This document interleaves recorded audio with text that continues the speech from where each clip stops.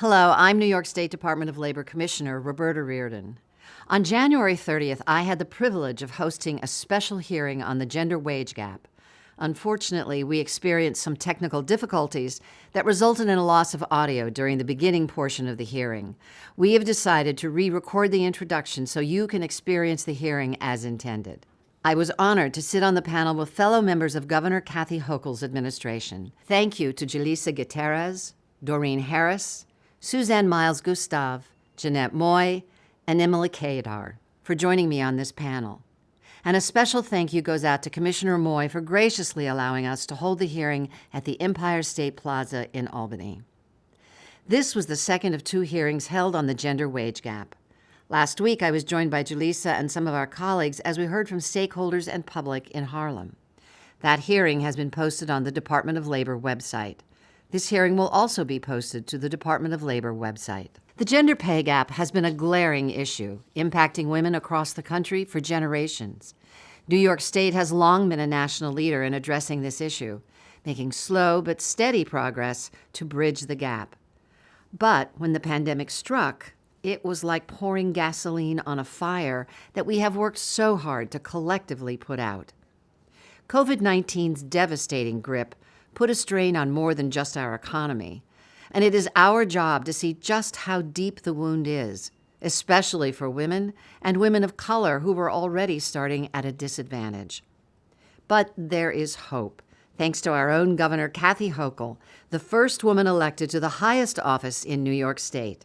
As a woman, a mother, a grandmother, and as a leader, Governor Hochul has made addressing this matter head-on one of her highest priorities. Gender parity is an issue she is already well informed on. She and I co-chaired the 2018 Gender Wage Gap Report, which we will be building upon in our work here today. Governor Hochul understands the struggles women have gone through because she has experienced them herself. And like a true pioneer, she wants to ensure that the doors she kicked open remain open to women from all backgrounds across New York State. But making sure those doors are open is the only part of the battle. She's also committed to ensuring that women who walk through those doors are not getting shortchanged for equal work. She's already using her office to make real change that will benefit working women for years to come. Last year, her budget included the largest investment in childcare in New York's history. She recently signed major legislation to establish statewide pay transparency. And earlier this month, she laid out proposals that will make New York State more affordable and directly help women and families through minimum wage indexing, affordable childcare, and investments in training and job creation in high-growth industries. But we must set the scene with the current reality. In New York State, for every dollar a man earns on average, a woman earns just 88 cents. That gap is even wider for women of color to white men. For Black women, that gap is 68 cents. And for Latina women, it is 63 cents. It is not right, and I think we can all agree that we need wage parity today. And I don't need to tell you about the reality of the COVID-19 pandemic. We all lived it right here in New York. Many of us felt the impacts on our jobs, our home lives, and our wallets. At the Department of Labor, we saw firsthand just how many New Yorkers were impacted by this once-in-a-generation job loss. We paid out $105 billion in unemployment and pandemic benefits, 50 years' worth of benefits in the 2 years following the start of the pandemic. Data tells us that it was women, particularly women of color, who bore the brunt of job losses and caregiving challenges during the pandemic as industries dominated by women were hit hardest and women took on primary unpaid caregiver roles. This impact on women continues to be felt today. Though many workers have re-entered the labor force, the number of employed women in New York State has decreased by over 25,000. They may have taken on full-time caregiving, left the labor force due to long COVID, or been laid off after decades on a job and have been unable to secure comparable employment because of their age. And for women who are back at work, Some will spend the rest of their lives trying to play catch-up to their male counterparts who did not leave the workforce during the pandemic to care for an ailing parent, or to watch their children when schools were closed. That is where pay inequity once again comes into play. And this is why the governor has charged the Department of Labor with putting this issue under a microscope. At her direction, the Department of Labor will build on the findings of our 2018 Gender Wage Gap Report to provide an in-depth analysis of just how women in workplaces and industries across New York State were impacted by COVID-19.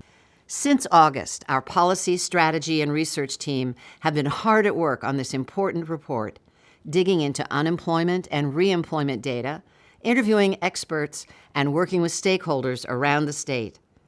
But the feedback we received at these hearings will be instrumental in helping us to not only further understand the impact of the pandemic economy on women, but to also develop policy and programmatic recommendations to close the gender wage gap once and for all. It's vital to note that closing the gap is not just a women's issue or an issue for people of color. Pay equity is good for women, for families, for businesses, and the economy. And because of that, I am grateful to count all of you among our allies in this fight.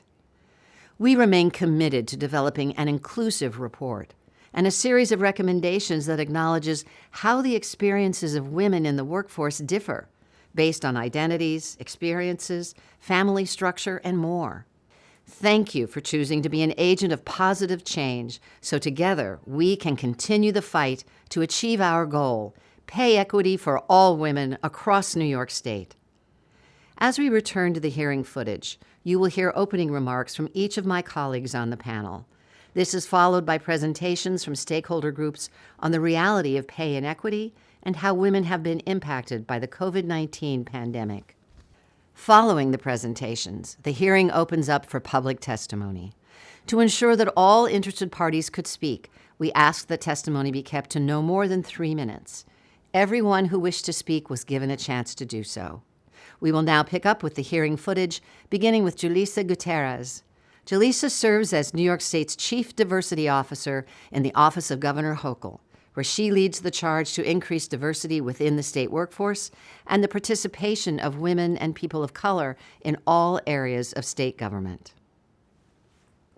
Thank you, Commissioner Reardon, for that introduction. Buenos dias. Good morning, everyone. My name is Julissa Gutierrez. I'm the Chief Diversity Officer for New York State. Thank you so much to Commissioner Reardon for this invitation to join you all today and to her amazing team for putting together these important hearings. I want to thank everyone who's joining us in person and to those of you who are joining us online, and for those of you who have joined us already in Harlem and who will be submitting comments to us directly. I think we can all agree that we are living in a very unique moment right now, globally, nationally, and locally. And it is more important than ever that government is ensuring that every person is able to thrive with dignity and respect, not just in their homes and communities, but also in their workplace. And I'm grateful for the work for the first female governor, Governor Kathy Hochul, who gets it and is doing the work to address these issues head on, and along with my amazing colleagues who are on this panel with me today.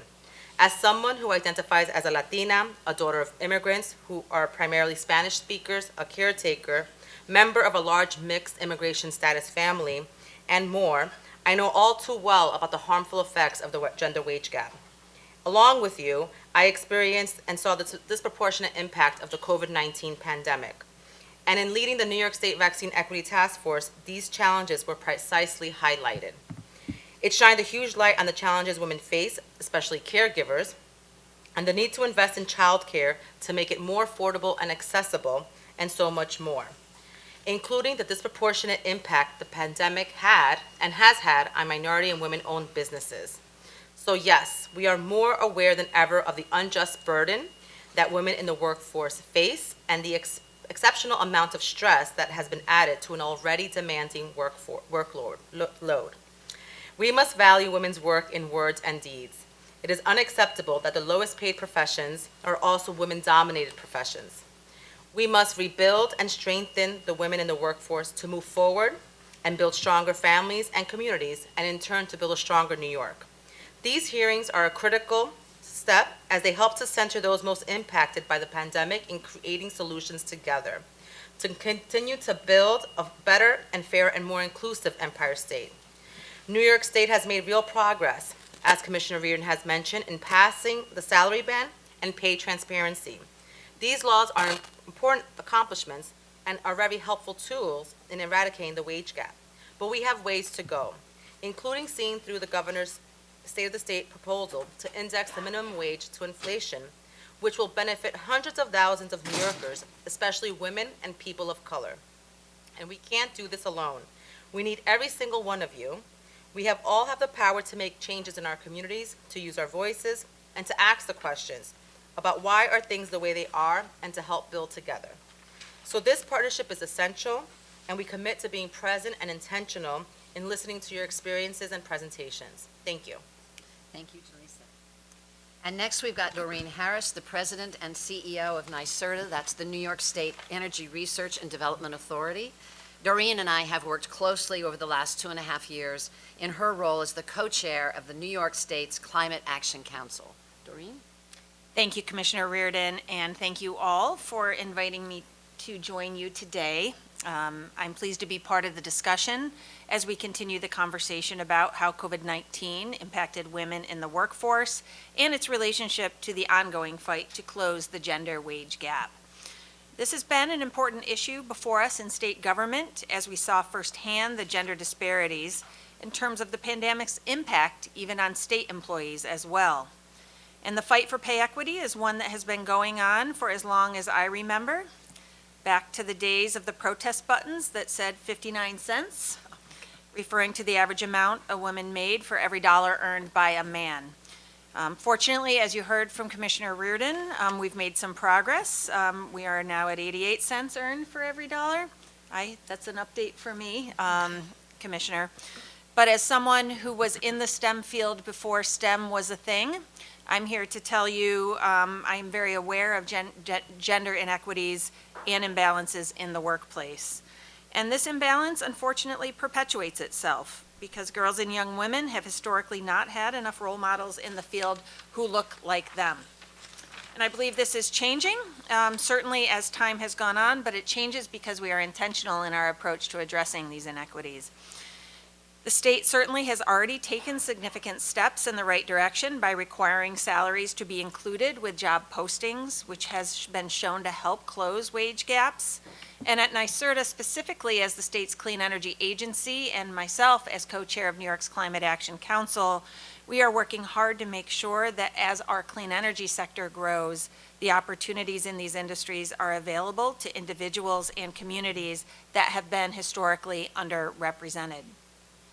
So this means not only being intentional, but creating the resources to make them ready and available to meet business needs and ensure that workers with additional barriers to employment are given every opportunity to participate within and excel in the clean energy economy. So we need in advancing training in different languages, training at flexible times for workers who are transitioning from one job to the other, and beyond, and specifically focused on targeting employment opportunities for individuals from underserved communities to provide the skills, training, and wraparound services necessary to provide that support. So we need to make sure that women have not only equal but equitable opportunities in this booming economic sector to be critically important to our success. I will say we at NYSERDA publish an annual clean energy industry report looking at clean energy employment around our state. And I was pleased to see some gains between 2020 and 2021 with respect to women, Asian, and Black employees in the New York clean energy sector. So we are making progress. However, despite that slight increase, these demographics remain excessively underrepresented in the clean energy sector. In fact, the proportion of female workers in this industry is about 23 points below the statewide labor market average, showing we have work to do, and that's very much what we are here to do together. And the good news is that we as a state are expecting to grow our clean energy industry by over 200,000 jobs in the coming decades, and that we need to ensure that those jobs are advanced in a manner that creates ample good paying, family sustaining roles for women workers to fill. So certainly through the pandemic, and as we'll be hearing about today, we have more data to be brought to bear on that challenge, and I would say that opportunity. And I am very proud to represent Governor Hochul in this manner, knowing that in particular the impact of COVID-19 on that gap as well. So again, I'm pleased to be part of this conversation. I assure you that NYSERDA will be attuned to the findings of this report, and we join forces with our colleagues in state government to make progress on this critical front. Thank you. Thank you. Thank you, Doreen. Next, I am honored to be joined today by the Acting Commissioner of the Office of Children and Family Services, Suzanne Miles Gustav. Perhaps more than any of us, Suzanne can speak on the child care crisis impact on women and families. Thank you, Commissioner Reardon. Good morning. I'm Suzanne Miles Gustav, Acting Commissioner here at New York State's Office of Children and Family Services, and I'm delighted to be here with you. I'd like to thank Commissioner Reardon for inviting me to sit on this panel where we hope to really advance the conversation on issues that have ailed our male-driven society for quite too long. That is the gender wage gap. I'd like to also applaud Governor Hochul for her leadership on this issue, and of course, Commissioner Reardon for continuing the fight for gender equality in the workplace, including opening up DOL to have this discussion on how we can tackle this persistent problem. So as if women aren't facing enough challenges in gaining true equity in the workplace, then the pandemic happened. As a working mother, I felt it. The pandemic just exacerbated this critical shortage we had in the childcare industry. Many childcare centers were closed, as you know, and parents, especially women, had to put their careers on hold and stay home to take care of their families. So if women aren't working and building up their resumes and experience, they can't pursue new job opportunities or promotions. And then that higher salary that comes with them evades them yet again.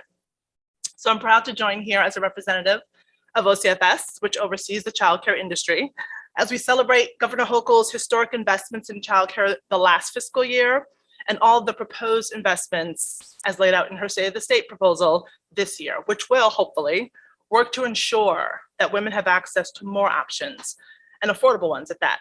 So that's really as close to a one-to-one impact as you can get. More kids get quality care during the workday, and more women get back to work, and they can start earning that equitable pay. Also, as we know, the childcare workforce was hit. It's made up of almost entirely women, a majority of which are women of color. It's long past the time that they earn a living wage for such an important role in a child's development that requires such unique skills. As mentioned, the new proposals in the State of the State will hopefully do that. We'll send funding to providers so they can increase wages and provide sign-on bonuses, which is a much needed step.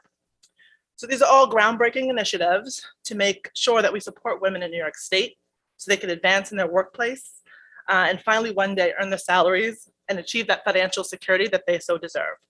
So I'm so excited to hear from everyone here today about how we can solve this problem together. We know that childcare was an existing critical issue prior to the pandemic, and we're looking forward to hearing the impact of the COVID pandemic on that existing problem.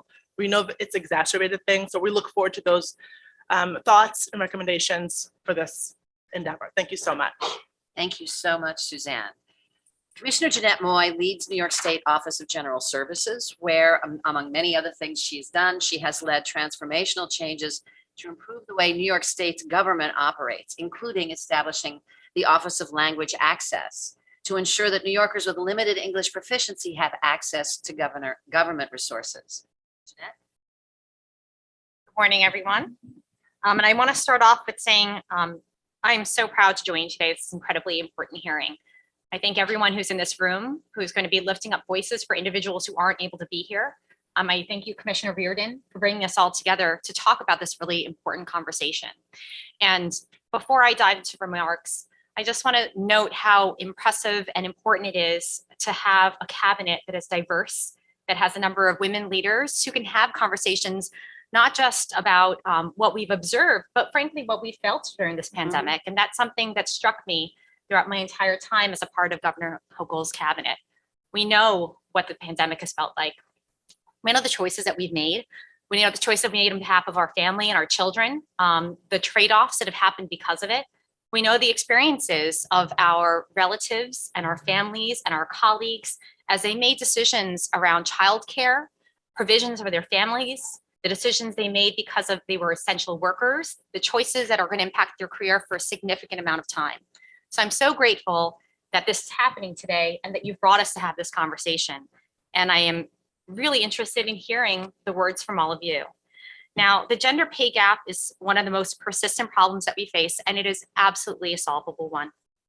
The pay gap disproportionately impacts women. And everyone in this room understands that working women are the backbone of the labor force. Many of us are caregivers. We know this because of our own experiences. And often women must choose between a paycheck and caring for a loved one. And the pandemic has shined a very bright spotlight on an issue that's always been here. It's in our faces, in our Zoom. It's in our conversations as we make choices day to day in our children's education. And during the pandemic, we've witnessed many women in our offices, in the workforce step back because of lack of adequate childcare. It has impacted their career options and how they move forward. And it is important that we place front and center the need to make childcare more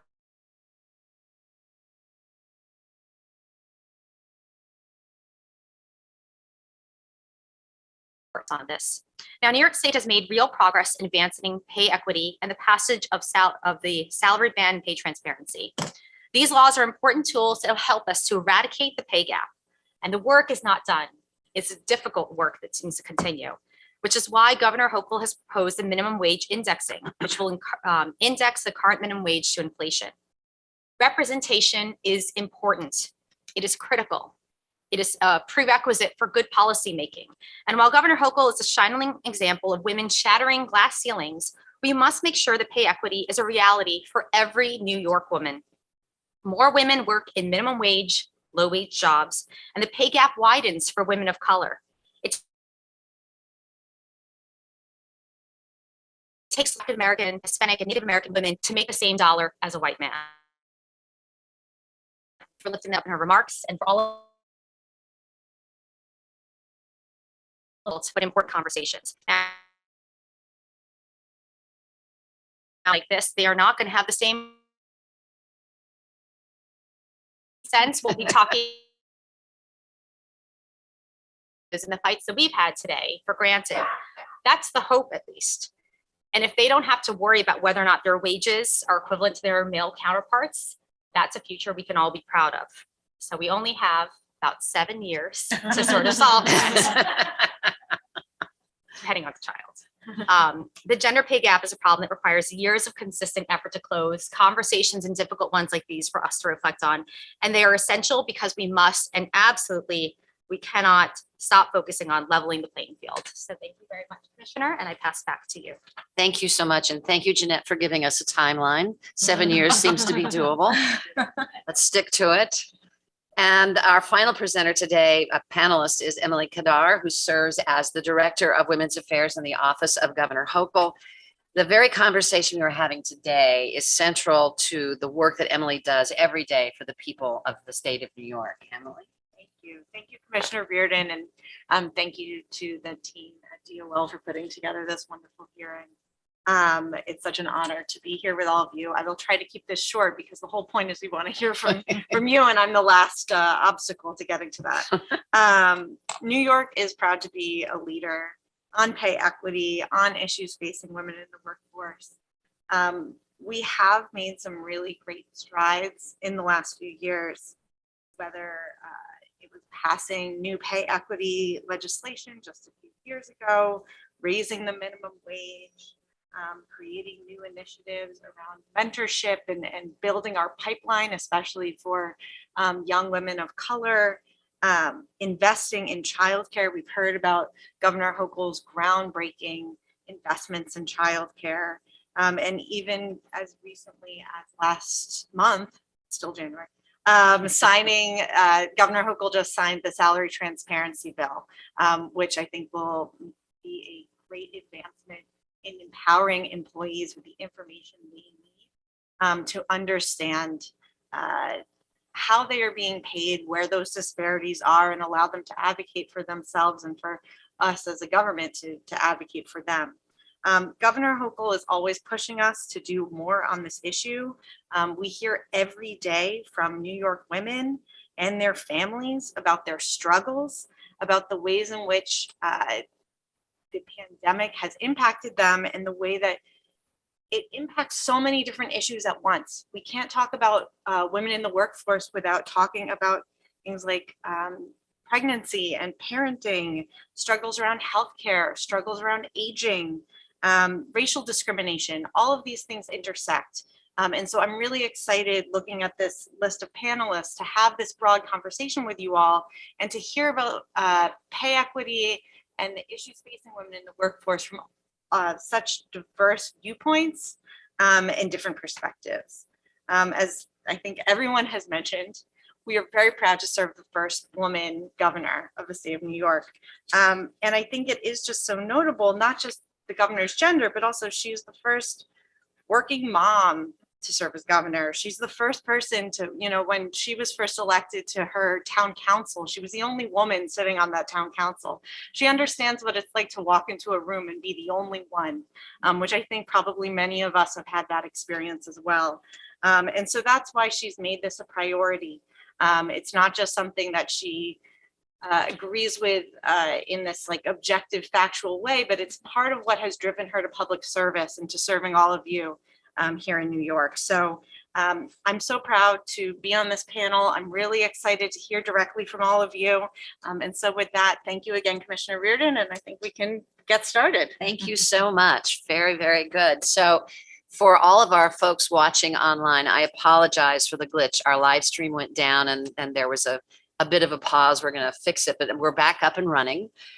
So we're going to continue with our presentations. During the process of compiling our 2023 report on the pandemic's impact on women in the workforce and the gender wage gap, we have worked very closely with a number of experts, advocates, and stakeholders. Their insight has been absolutely invaluable to us. So we've asked several of them to come and present their findings and expertise with all of us here today. Each of the presenters will speak to us for 5 minutes, and then we will follow up afterwards with questions.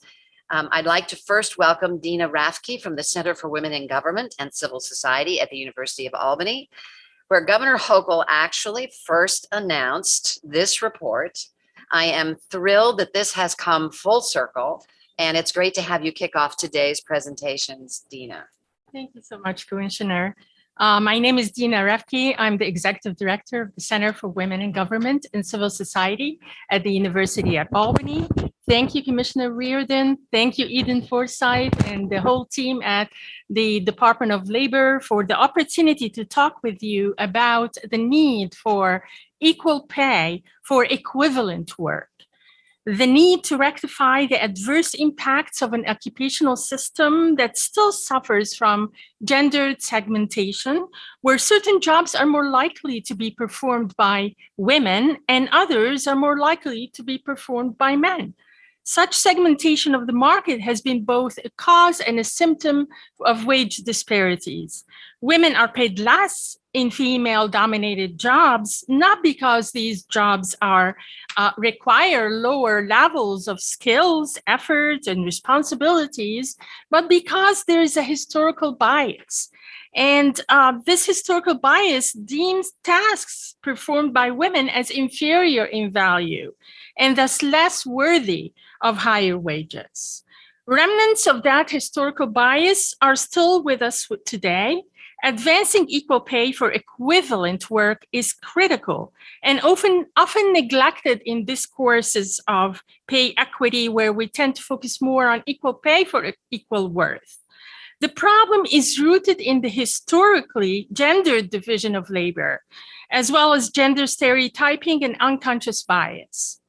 Advancing equal pay for equivalent work will bring an end to disparities in wage setting that produce economic and social injustices, disparities that lead to resentment, tension, and dissatisfaction, disparities that create labor shortages in jobs considered critical to our society, and disparities that strip critical jobs of their competitive edge.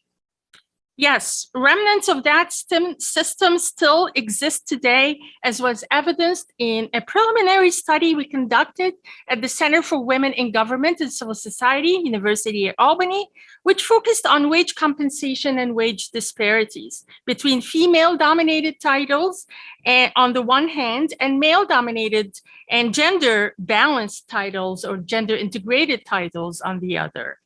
The study centered on New York State's public workforce and was conducted at the request of the New York State Department of Civil Service and mandated by the New York State Legislature in 2019.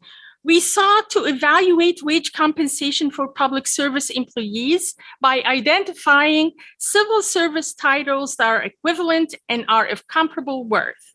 These are jobs that are not similar, but that are comparable when one considers the composite of job qualifications, type of work, responsibilities, skills, effort, and work conditions.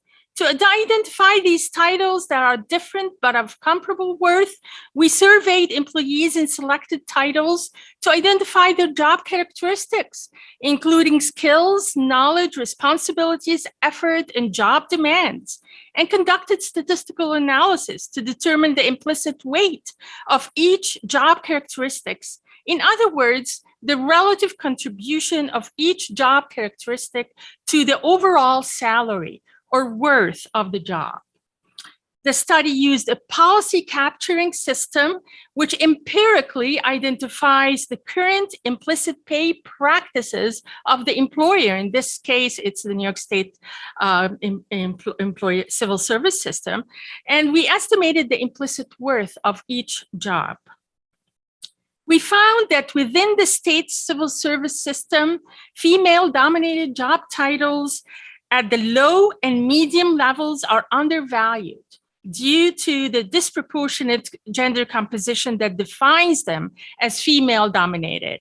Among 183 female-dominated titles included in the study, 38 job titles show more than 0.5 salary grade devaluation.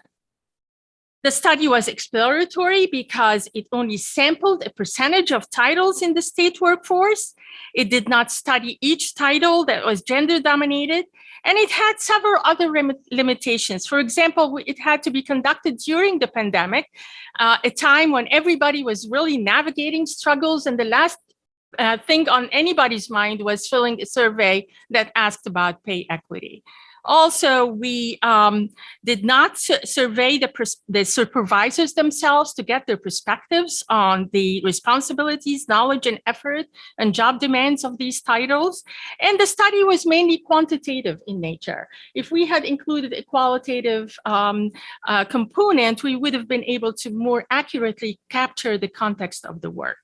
But despite these limitations, we have sufficient evidence to believe that there is a need to seriously consider comparable worth dimensions of the pay equity challenge. And most importantly, to identify approaches to rectify how our society has valued women's work historically, and how female-dominated occupations may still suffer from such devaluation.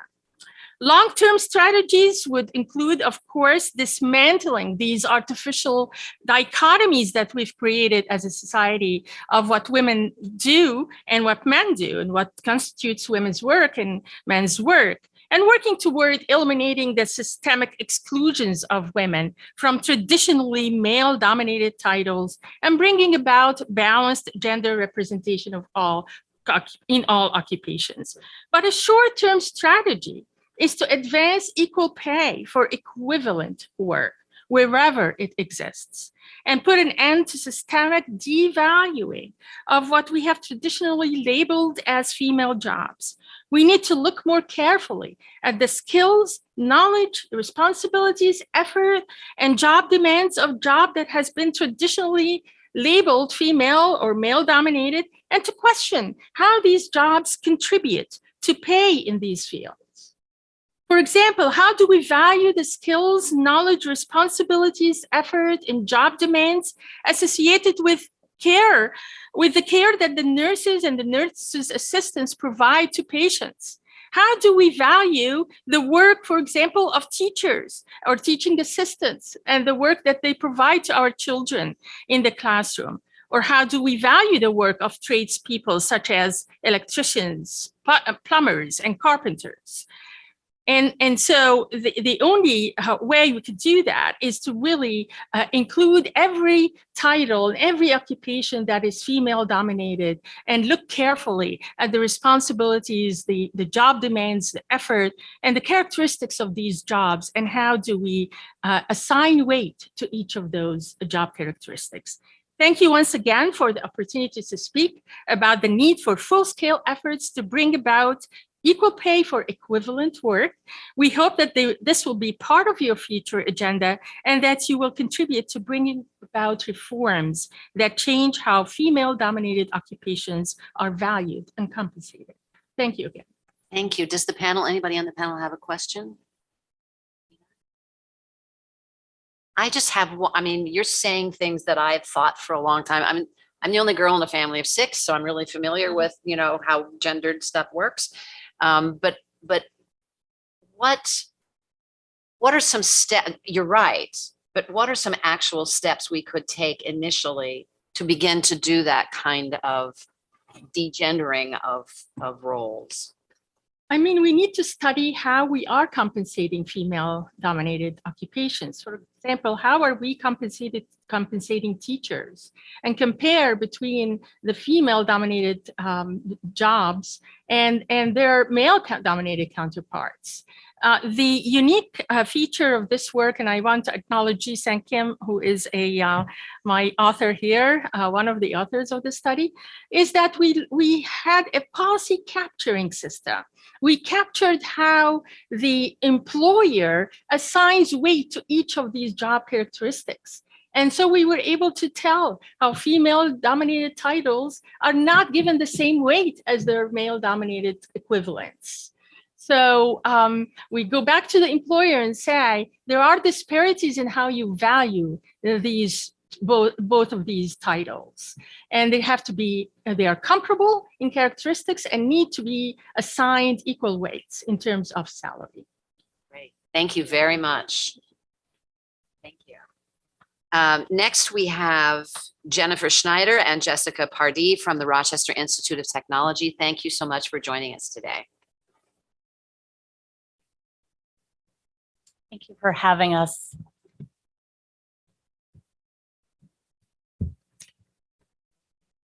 I think it's officially good afternoon. And I would like to thank the commissioner, the leaders in Governor Hochul's administration, and the folks that put on this wonderful event today, especially Eden Forsyth, for all the effort for something so important. I am Dr. Jennifer Schneider from the Rochester Institute of Technology, and I may be a bit unique here. I'm an engineer that works on process systems and optimization and those kinds of things. But my partner here is a great sociologist. And together we actually do a lot of work at looking at how systems work, both the operation and how it interacts with the community. In this particular testimony that we're giving today, we're talking about childcare operationalism during COVID and beyond. So if you think about this, childcare obviously is a fundamental critical infrastructure, but it's very constrained, right? So from an engineering point of view, I want to understand where those constraints are and what we can do to solve them. This isn't just widgets and gears, it's people. So how do we best address those constraints? Well, I go back to a decade ago when Dr. Pardee and I started on another project where we looked at emergency planning for childcare installations and providers and how that was done. At the end of that study, we really came up with a bunch of interventions and plans that could be applied by providers for the particular issues that they had. Fast forward to COVID-19, we wanted to know, so what's happened to those providers? And how do we address the issues that have come forward during COVID-19? What we really understand is that this pandemic and our earlier work showed that childcare really lives and breathes within an ecosystem that's local, right? It's almost like politics. Everything is local. It has a local flavor to it. So any interventions we put in place really have to match the gaps that are part of that local ecosystem. So to do this, we really have to treat childcare as the critical infrastructure that it is. We have to understand the operation of that infrastructure across the state for this largely economically driven opportunity by women for women. It's as important as the utilities that we also rely on, like water, lights, and so forth. And with that, I'm going to hand it over to my partner. Thank you very much. And again, I want to thank everyone for all the work that has gone into putting this on, Eden, this great panel and commission, and all the invisible work that happens behind the scenes that often is done by women and not acknowledged as well. So again, I want to reiterate, so I'm a sociologist, I have an urban background as well. I look at disasters and how they disrupt families. And I really want to reiterate that childcare is critical infrastructure. It provides and enables all workers across the economy, but it especially enables women to be able to go out and earn their 88 cents on the dollar. And let's get that up to 100. It is important because when we look at the pandemic, we saw women going back into the home when their kids couldn't go to childcare if the childcare closed, in part because their wages were lower. If you have a two-partner household and the woman makes less, she stays home because you need the extra dollars to survive. So as we invest in childcare, we're really investing in a capacity that enables work and stabilizes families, all forms of families. That lack of capacity is a very important thing to acknowledge. So for example, in our study, we asked providers about their non-traditional hours that they offered. This came up in the hearings last week as well. There was only one out of 140 childcare providers who responded to our survey who remained open that said they offered overnight care, just one in Monroe County and the five counties, greater metropolitan. There were only 8 who provided weekend care. There were only 50 who provided evening care. And yet this doesn't even match traditional work hours. We're not really on a 9 to 5. We're more on an 8 to 4 or a 7 to 3 for traditional hours. And if you think about the greater Rochester metropolitan, a core of our economy is eds and meds. So you have a lot of healthcare providers working who are now out, and nurses work at night. People die at night. People are born at night. My son came at 10:38, right? And so we need to have childcare that can support all of our workforce, nurses, doctors, even the staff that clean up all the messes after. They get a lot of education training to do this work. And yet, if they're not in the narrow window of 7 to 5:30, 7:30 to 5:30-ish, they're not able to get to the workforce. And a lot of childcare providers, in order to offer that, you have to pay an extra fee on the front end or the back end. And so this impacts the stability of families, particularly of single parent families, female run families as well. So one of the things that we really would like to encourage is to find policies that can keep centers open. So streamlining policies, making sure any compliance or administration comes from a singular source with consistent information.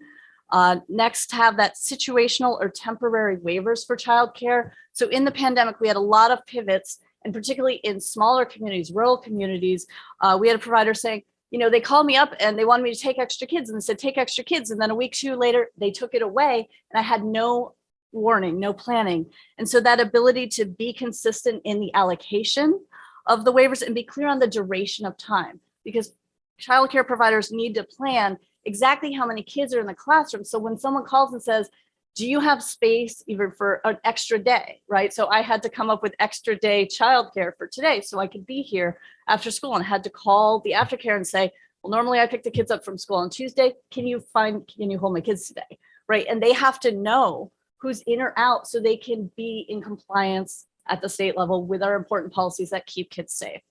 Lastly, one thing for a lot of the providers we interviewed for stabilizing childcare, they needed grant-based, not loan-based. So the COVID go-to was the SBA loan. The problem with the SBA loan was there's no guarantee if they were going to have to repay it or not. And some of them were taking tremendous deficits. So One provider said, we had 28 kids and 3 teachers quarantined in the past 3 weeks. 28 kids and 3 teachers, right? So I personally have paid $18,000 per child per year for childcare. So if you think about what the loss is on a 2, and those early quarantines, sometimes they were up to 3 weeks if you were still getting COVID positive tests, to lose 28 kids in 3 weeks, that is debilitating. You can't pay your rent and do those. Another said, we were forced by government to close the center. We lost 10 days of income and paid 100% of our expenses, leaving the facility in the red. So one thing we need to do to support women in work is to make sure that childcare has some stability, that they are able to stay and have their doors open, for longer, and have them open more extensively. One last thing that came up in our surveys, because we asked them, what would you like the state to know? What would you like the government to know, right? And they just very consistently said, please ask us for input directly. We would like to tell you. And so before making a policy, please ask us so we can tell you what we're doing and how we can do it in a way that works, so that you don't have to spend the time you want to spend taking care of the children on trying to figure out how to comply with the policy and needing that financial backfill when we do put those policies in. All of these things together will help make families more resilient, communities more resilient, and our labor force more resilient for whatever economic or disastrous situation may come. And they will always come, but we can at least do the best on our end to be ready to go when they do. Thank you very much. Thank you. Do I have any questions from the panel? Thank you so much for your research. I'm sure someone in my office has that study, but if you can send it to us, I would Yes. love to see the results of that. And you talked about things that are so critical, about non-traditional hours and flexibility for these ultimately small businesses. So would love to know if you all have talked about strategies or any thoughts about how we can, because the industry is so fragile as it is, how can we expand to non-traditional in ways that we know we need them? It's something we struggle with ourselves. So I will approach this from other critical infrastructures, right? So how do we keep the lights on in non-traditional times? We have additional pay. We have incentives. We also have backstops. So we have systems that say, geez, if the lights go out in Buffalo, folks from Rochester will show up to help to get them back on. So this goes back into one of the things that Dr. Purdy and I have talked about. If the state can, in its capacity, work to provide some funneling, if you will, or some directed effort to build that workforce that then can be deployed. And this actually might be able to be applied to even the other end of the care spectrum. Not that individuals are interchangeable, but care in some ways is care. So if we had someone that specialized in early care, they could transition to later in life care. So it comes back to some contingencies within the workforce. Again, the same way we do it when the power's out or something else, to thinking about building that capacity so it's available when it needs to be deployed. I think to layer onto that a bit, another way is to think about if we had a way to say, here's a workforce who has CPR trained. We've given them CPR training. We've given them medication training. We've done the criminal background check. So in the same way substitute school teachers are ready to go, that we could have a set of workers who have these trainings that could then pivot to a range, right? You could pivot into adult and aging care. You could pivot into child care. You could pivot in to substitute as a nurse in a school system, because you could use the same credentialing system we have now in the public school in the K through 12 side and expand it out to childcare. But there's a lot of those health-based sort of skill sets that are different by age bracket, but we can have modules that tailorize to age brackets, right? But to get that core training in there would be able to take some of the burden off the costs for childcare operations so that they're not paying $300 to send someone to a group to train for CPR so they have someone CPR certified, but that people are maybe getting it through state-run kind of group trainings so that you have sort of a process of saying, hey, here's a workforce that's ready to go that could go into different directions. And that could be a gateway to EMTs. That could be a gateway to other jobs as well, right? So nursing assistants or other pathways as well, so that, and also if you take a step back to the bigger picture, you would have a more emergency ready community because you would have people who have the skills. So if they're just at Thanksgiving dinner and something happens, they would have the skill set to fix that too. So it gives a broader community resilience. We think about childcare is part of a community resilience perspective. It could make our society safer and our community, our state, and our families safer. Great work. Yes. And before Yvonne speaks, both Doreen and Jeanette were called away to work, shockingly. So Jill Archambault and Yvonne Martinez have joined me. They're both with my executive team. Happy to be here. I had a question. It's not a trick question, but what are your thoughts on whether or not the state should do more, strategize on how to bring more men into that workforce to support childcare?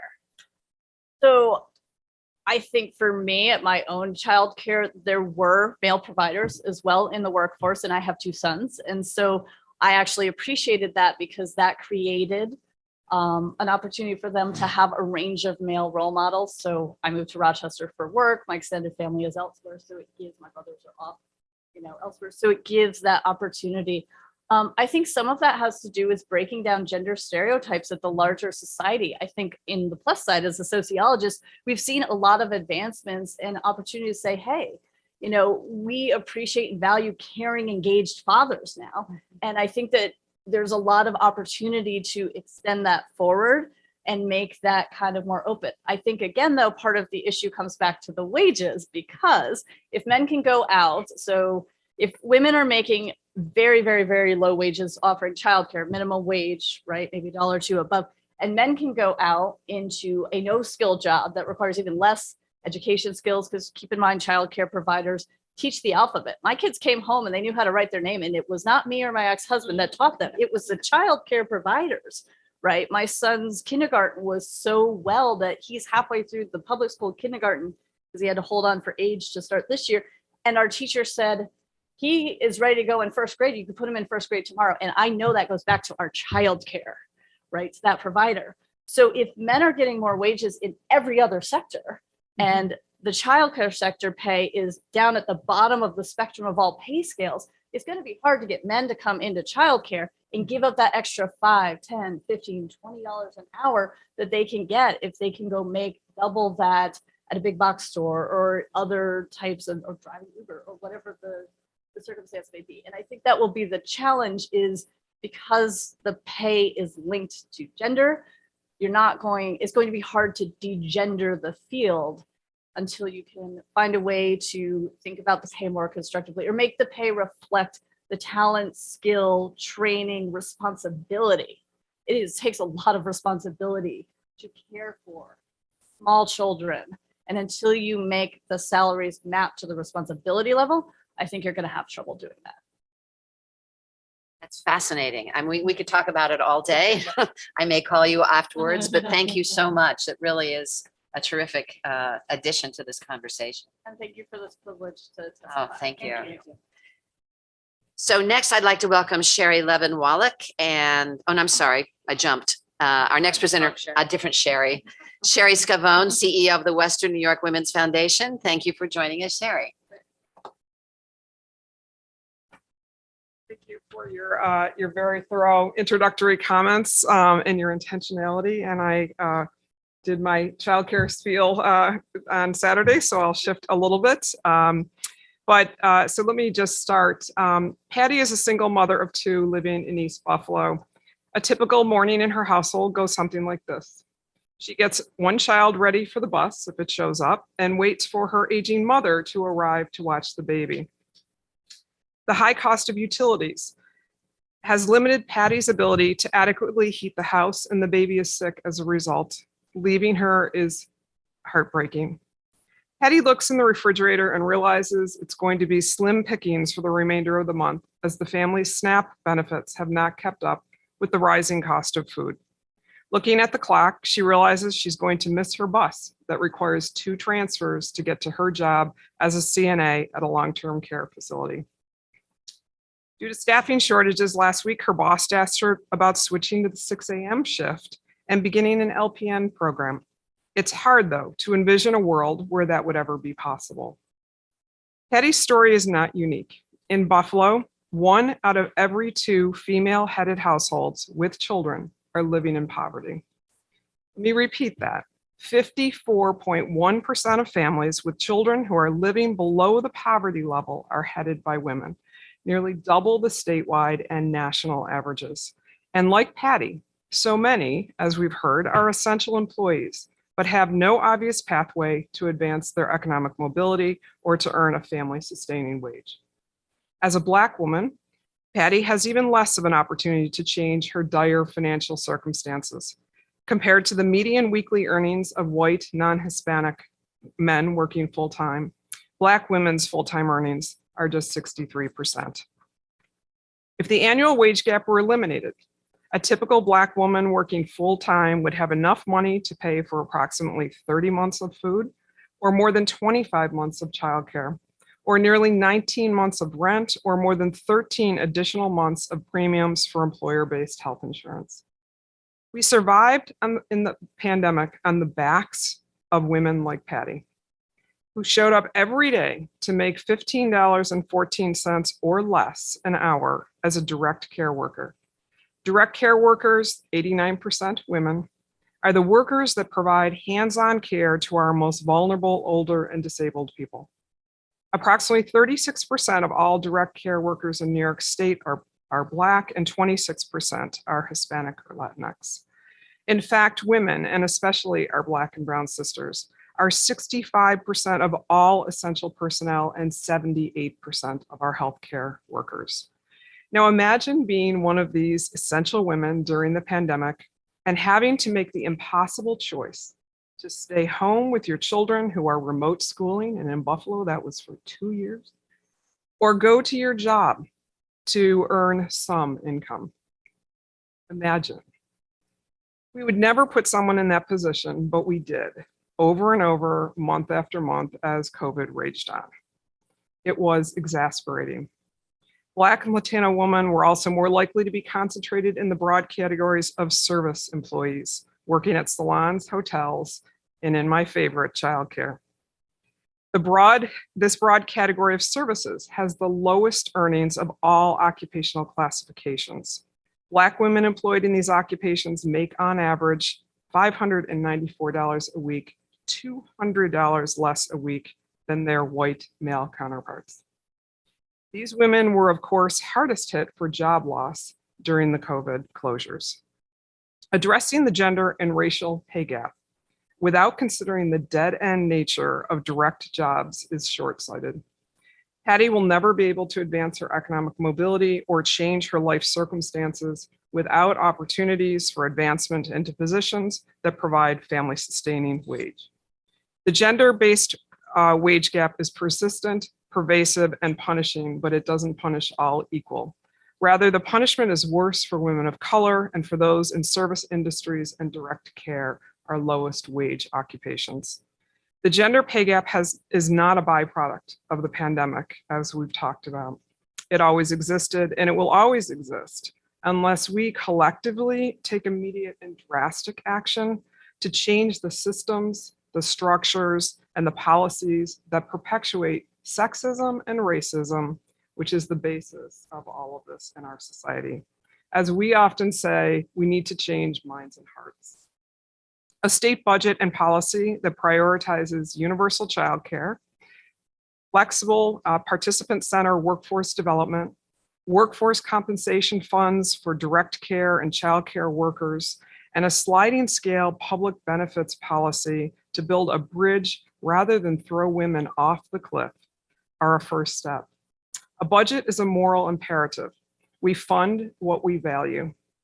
The choice to perpetuate a system that allows for only incremental and slow-moving change and closing the pay gap is not helping Patty. It's not helping our state, it's not helping our communities, and it certainly is not helping our families.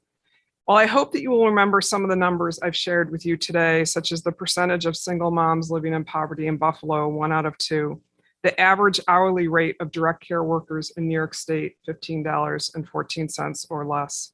And the difference between women and men salary in service industries, $200 a week. I'll end with one additional number from the McKinsey Global Institute, 840 billion. This is the estimated amount in economic output that our country is potentially losing out when we mute women's labor force participation and perpetuate pay inequity. So we at the West New York Women's Foundation believe that when women thrive, our communities thrive. Today and together, we need to take a giant step towards supporting a vibrant, thriving New York through policies, through practices, and transparency that supports intersectional gender equity and allows the other 52% of our population to thrive. Thank you so much. Your statistics are incredibly sobering. Questions from the panel? Well, I just want to thank Sherry, such a great partner of OCFS, and it's more depressing than anything else, right? It's very, very sobering. I don't have a question as more of a statement, but maybe there's a question. So my mind is still ruminating over Dr. Refke's devaluing concept. And so I would love to know your thoughts on tackling that direct care industry, right? It's the industry that we devalue. So what are our first steps? What steps should we take to reevaluate direct care? Yeah, I think you're spot on, and the comments were right that we devalue it precisely because it is work done by women. So the roots here are back to slavery. And I think we have to call that out. So we, as the West New York Women's Foundation, are purposefully and mindfully calling that out to hopefully change the way people think. We also, the reimbursement structures, I'm a healthcare practitioner by trade, and, the reimbursement has to compensate, right, for what does a CNA get paid? What does a childcare provider, get paid? We know through the cost of care reports we've done in Erie County that we don't come close to compensating the cost of care for childcare for those providers, women-owned small businesses, who are taking advantage and taking care of our most disadvantaged, economically disadvantaged families. So until we leaders, and like the governor and like all of you, step forward and say, you know what, this is important work. This is something we are going to value. Until we pull our male allies in to sponsor and speak for, and our business owners to understand childcare, we're not going to change that value scheme, if you will. So that's why we talk about changing minds and hearts. It really is, it is the voice, it is the data, it is the business reality. Childcare, as we all know, you would be looked at with 4 eyes when we started the New York State Child Care Availability Task Force. And suddenly during the pandemic, all of a sudden people said, oh, we get it now. So great, that was our moment, that was our opportunity. Now, what are we going to do with it? And what solutions are there? The solutions require money. We just have to shift our money. We shift our priorities. We shift our values and start to say, this is important, whether it's childcare, whether it's care for aging, adults and older adults. It all is work that is done primarily by women. I agree with the previous comments. We're not going to change that until we change the pay and say that this is important and it's something we value. I'd really like to point out that, it's really, thank you, you're so eloquent about this. For all of us here, all of us watching, the pandemic shined a light on something that only small subsets of society had a conversation about before. Don't let that go away. To quote Winston Churchill, never let a good crisis go to waste. And this is something that a good crisis really brought to the surface. And it's up to all of us to continue that conversation, because you're right. Employers talk to us now about how important it is to make sure their workforce has access to childcare. That never happened before. So thank you very much. It's good to see you. Next, I'd like to welcome the other Sherry, Levin Wallach, and Cheryl Galler from the New York State Bar Association. Thank you for joining us today.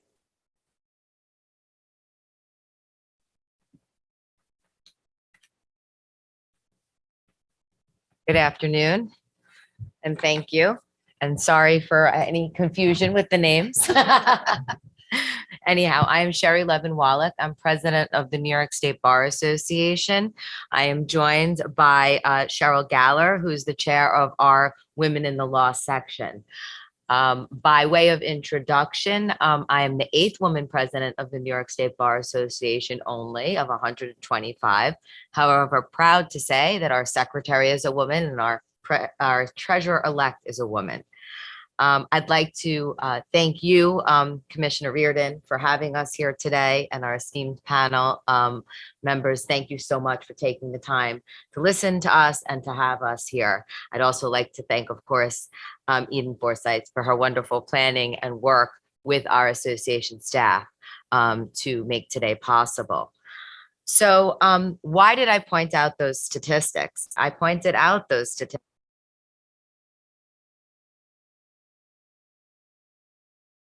and some of what my testimony here is going to speak about is exactly that, the opportunities and how lack of opportunities also enhances the wage gap that we have. So by way of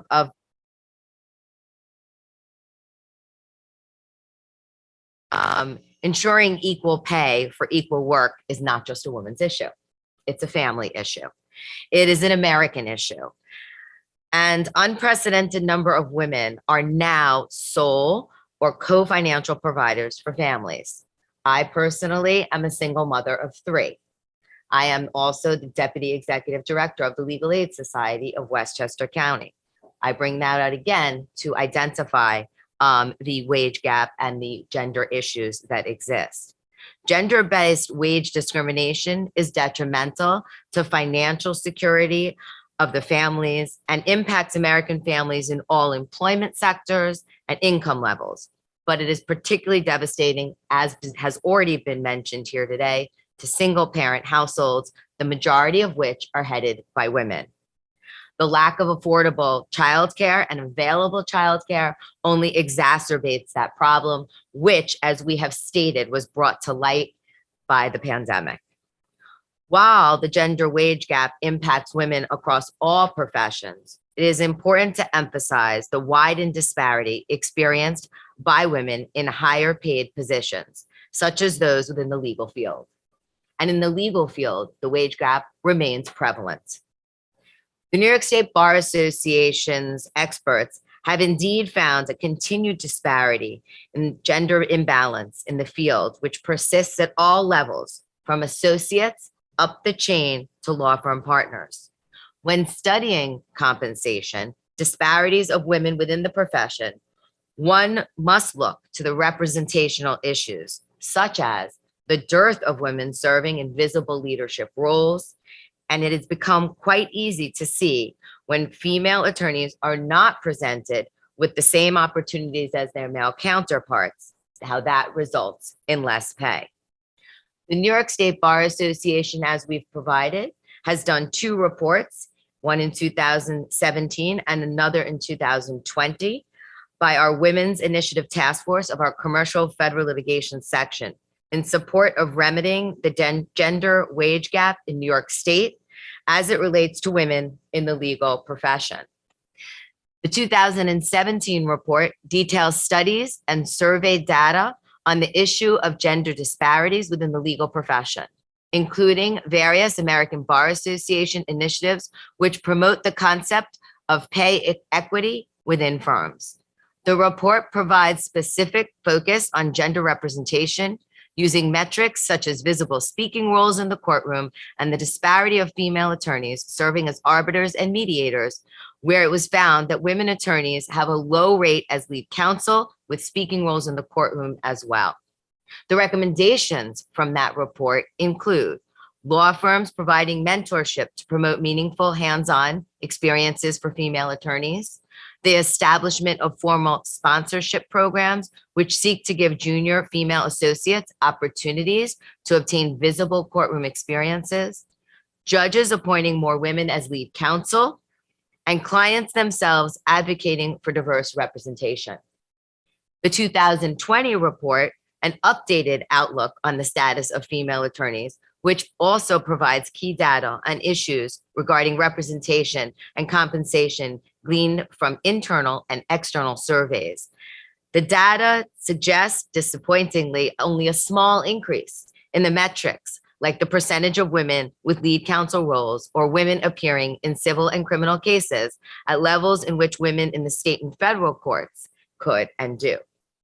Recommendations of the 2020 report also include the adoption of alternative work arrangements for associates, crediting work and billable and traditionally billable hours, and including the treatment of non-billable hours in that work credit, considering more than just billable hours when determining partnership compensation, and promoting transparency through the track of lead counsel assignments, as well as discussing the allocation of billing credit to ensure work is being properly credited. We'd like to applaud the governor for taking a leadership position in this issue. And I'd like to now turn it over to my counterpart and my partner, Cheryl Galler, for further information. Thank you so much. Thank you to the panel. Thank you, Commissioner. Thank you all for having this program today. This issue of the gender pay gap is something that's been a concern of the New York State Bar Association and the Women in Law section and our predecessor, the Commission on Women in the Law, for a very long time. It's something where we've looked at the laws, we've advocated for paid family leave, for the salary history ban, the laws that went into place, and these are so important. And part of the reason they're important to us is not only for our profession, but also for women generally and for our clients and for out there, because that's what we are looking at as attorneys and as the Women in Law section and as the New York State Bar Association. One impact that we've seen, and we see it in our reports of the gender pay gap, is that women leave the profession. They don't feel valued, they leave the profession. And the impact of that is just untold. Part of it is you don't have role models, right? So again, if you've all talked about having the governor as the first woman governor is fantastic. She's a role model. She makes other people feel I can do this too. If you don't have women in leadership roles and in positions within the firms and within their organizations, there aren't the role models for others to follow. You need women to be in leadership roles to have these conversations, right? We know these issues, as again, you said often about the governor, and it's correct, she gets it. As a woman, as a mother, she gets it. You need women in the room who understand these issues and are going to discuss these issues. And certainly for our clients, right? Our clients need to see representation and know that they have access to justice because their representatives reflect them. We are women of color, whatever it is, that know that it's important to know that they have access to justice because they see representatives who are from their community. All this is very important. And it's unfortunate that there is such a wide pay gap within the profession. It's something that we are working on, as you know, from the reports that we've submitted and that President Wallace has spoken about. And all that goes hand in hand with the laws, with the salary history ban, with the Pay Transparency Act. And a very important one is the Paid Family Leave Act. We are, as New York, one of the leaders in that field, that we have the paid family leave. It's something we certainly would hope and we're advocating for on a national level would be there. But even as important as paid family leave, having that pay, is also normalizing the idea that paid family leave is for all genders. This is not just women taking time off. This is not women leaving the profession. This is not women walking away. But paid family leave should be something that anybody with a family, anybody who's a caregiver, anyone of any gender should be taking. And I think when it becomes normalized that way, and when that spreads, that is really going to change the dynamics and change the impression and change how people feel about paid family leave. And that is just so important. Hand in hand with that, again, is the idea that taking time for one's own medical needs, for one's own, whether they're physical or mental or emotional, is really important. And that's something across the board needs to be normalized. Looking into these issues, we actually just had our annual meeting from the New York State Bar Association. The Women in Law section spent its day. Our program was about these issues, both in honor of the anniversary of the 1963 Equal Pay Act on the federal level, and because of the recent signing of the Pay Transparency Law in New York. We were honored that Eden Forsyth joined us for that panel. So it's fantastic to get the government perspective and to hear how important this issue is to the governor and to this panel. And so we thank you for listening to us today. Thank you for focusing on these issues, and we thank you for. Thank you so much. I just have to say, I'm struck by the importance of intentionality in your reports. And I just, if you look at Governor Hochul's cabinet, you see what happens with intentionality. It's not hard to do. You just have to do it. And I really thank you for your perspective. Questions from the panel? Thank you again for your perspective and information. I'm curious to know, even though I know the last report was 2020 and you started conversations recently with your Women in Law program. But even if it's anecdotal, can you share how, like more specifically, the pandemic has impacted the profession? Sure, and that's something that we're currently looking at as well. So we do have a task force on the future of the legal profession post-pandemic, and we hope to have a report from that task force in the near future, very near future. But anecdotally, what I can say is the childcare issue is significant, and that resonates right through to the legal profession. It takes women out of the workforce. It takes women out of the opportunities to be leaders, to be partners, because of their limitations, whatever they may be. Whether it's that they need to work from home where maybe their male counterpart would not, or they need to work less days a week where their male counterpart would not. And as a result, as I mentioned, opportunities for leadership, whether it's lead counsel opportunities or partnership opportunities. So the impact has been exacerbated, I believe, by the pandemic. It's, again, what I think has been said consistently here today is that this is shining a light on an existing problem. And we cannot, as Commissioner, as you just said, we cannot now walk away from it saying it's been solved. So I think in those ways in particular, it has had quite an impact. Women are not able to take on those litigation roles and those leadership roles that pull them out of the home as easily when they have to stay home for their children. So I would say that is one area, but I'll also allow Cheryl to add to that. Yes. Well, I think remote work is really this tremendous issue. I mean, certainly when I was a junior associate, if you weren't at your desk, that was a big issue. And when the partners were leaving, they would go around the office to see who was still at their desk. And when the building started installing those lights that would go off if there was no motion sensor, no motion in the room, that was a big problem, because it used to be you could leave your jacket on the chair and pretend you were still there, but run out and do the things you needed to do. And now the lights go off and they know you're not there. So certainly the ability to do remote work, we've really proven we can. The question is, what's going to happen going forward? Are we going to end up with two tracks, with men coming back to the office and being there and having those in-person meetings and getting the assignments or getting the origination or getting the clients, and women then again balancing everything at home and still doing all of their work and doing everything else, but maybe not getting the recognition for it because they're not in the office? We have to figure that out. Yeah, I really appreciated all the recommendations, particularly around how firms and how law needs to change the way they think about billable hours. I've just, again, anecdotally, but in speaking with friends who are at firms, who are women, who are people of color, they're doing this diversity work, they're doing the affinity groups, all of that. And then meanwhile, their white male counterparts are just billing. And so, it's a no good deed goes unpunished. So I'm just curious, as you talk about all these culture changes, whether it's things like that or remote work or just allowing for more flexibility, what can be done on the part of the state, do you think, to incentivize more firms or organizations within the legal field to make that kind of culture change? I think that it is going to be it's a challenge when the culture of an industry is so ingrained. Well, yeah, I mean, I think some of what's going on right now, if we look at the panel here that we have today and where you're coming from and the leadership roles that you have, providing opportunities, I think, for women to serve in those capacities at the request, let's say, of the state or the governor, I think certainly will incentivize firms to support giving credit for those roles that are being taken on by the women in their firms. And I think also requesting, as I think I mentioned here, judges appointing women as lead counsel. Again, similarly from the state standpoint, appointing women to leadership roles, requesting that women be put into those leadership roles roles, I think helps to change that culture.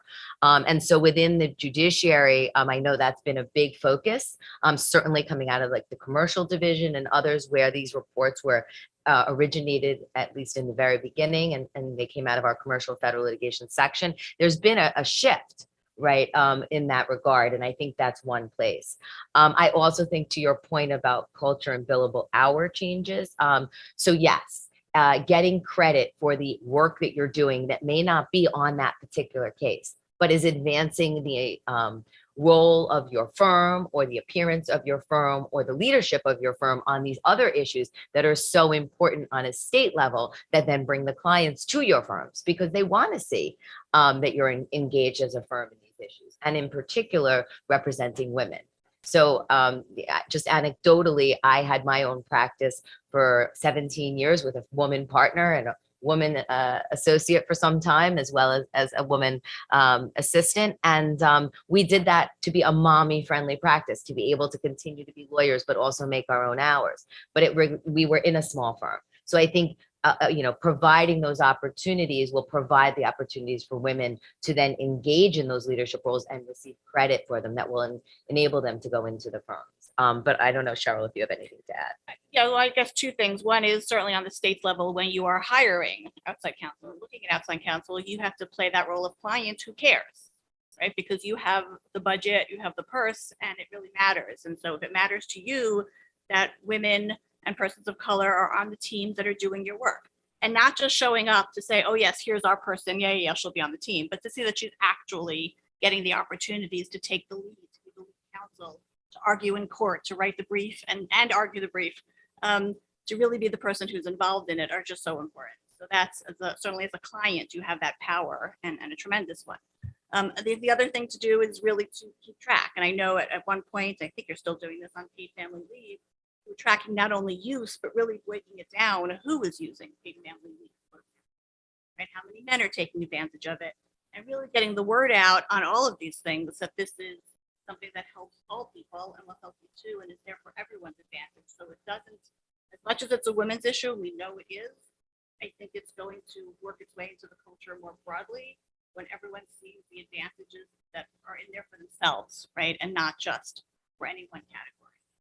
And just one additional point that I think from the perspective of diversity, and this is a point that I've heard raised, and I think it's important to address or recognize, is that when you're talking about, in particular, women of color in these lead roles, that you're not asking them only to be the diversity officer or only to be the one who speaks about diversity issues, but that you're crediting them for their value to the profession, for their excellence in their lawyering that they're doing. And I think this goes across all professions, but in particular, that you're crediting them for their expertise and specifically in their areas of practice and opening up the opportunities there as well. Any other questions? My general counsel sitting at the end of the table. Hello. I'm practicing what we preach. Thank you very All right. much. Excellent. Thank you so much. Thank you. So next we'll be hearing from Michelle Grimm, the Dean of the College of Engineering and Applied Sciences at the University of Albany. Thank you for joining us today.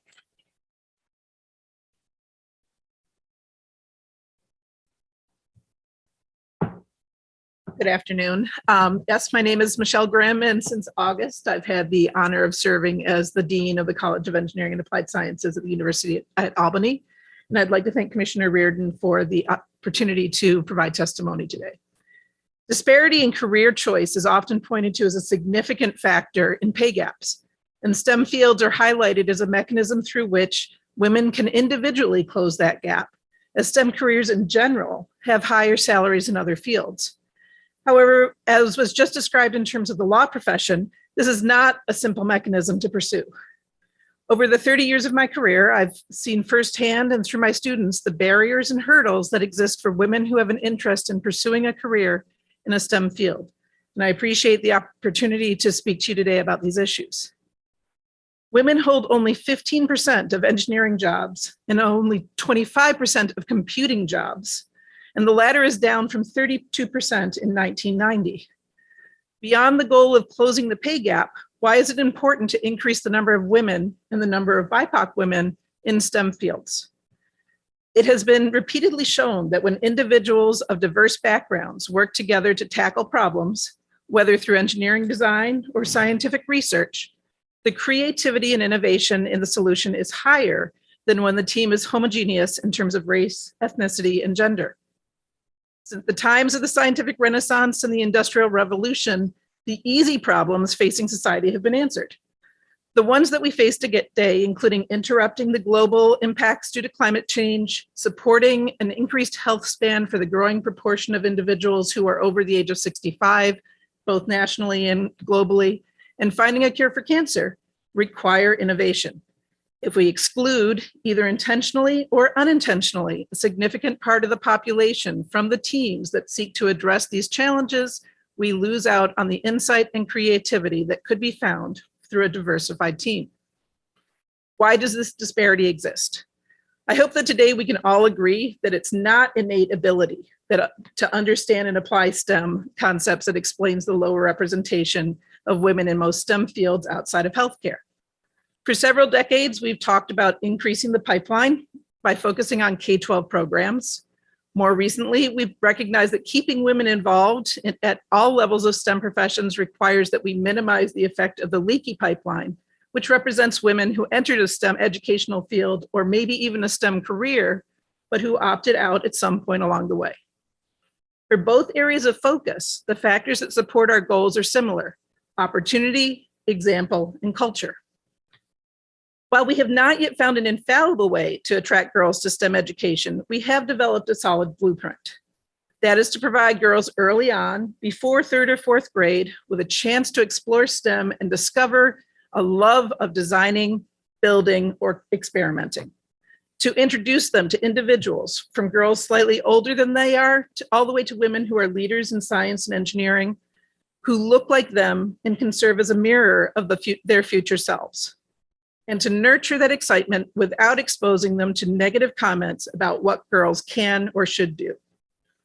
And this important opportunity must continue throughout K-12 education and even into the start of university education. It doesn't do us any good to attempt to excite that girl in elementary school, but if she encounters a teacher or fellow student in high school who then makes her question her decision or chips away at her self-confidence through either offhanded remarks or outright harassment. When girls do commit to a STEM education and head towards a STEM career, many continue to face an environment that is less than supportive. According to the study by the National Academies on Harassment in Academic STEM Disciplines, 20 to 50% of female students in STEM departments have experienced sexual harassment, and 50% of female faculty and staff in academia have experienced the same. These numbers increase among BIPOC and LGBTQ women.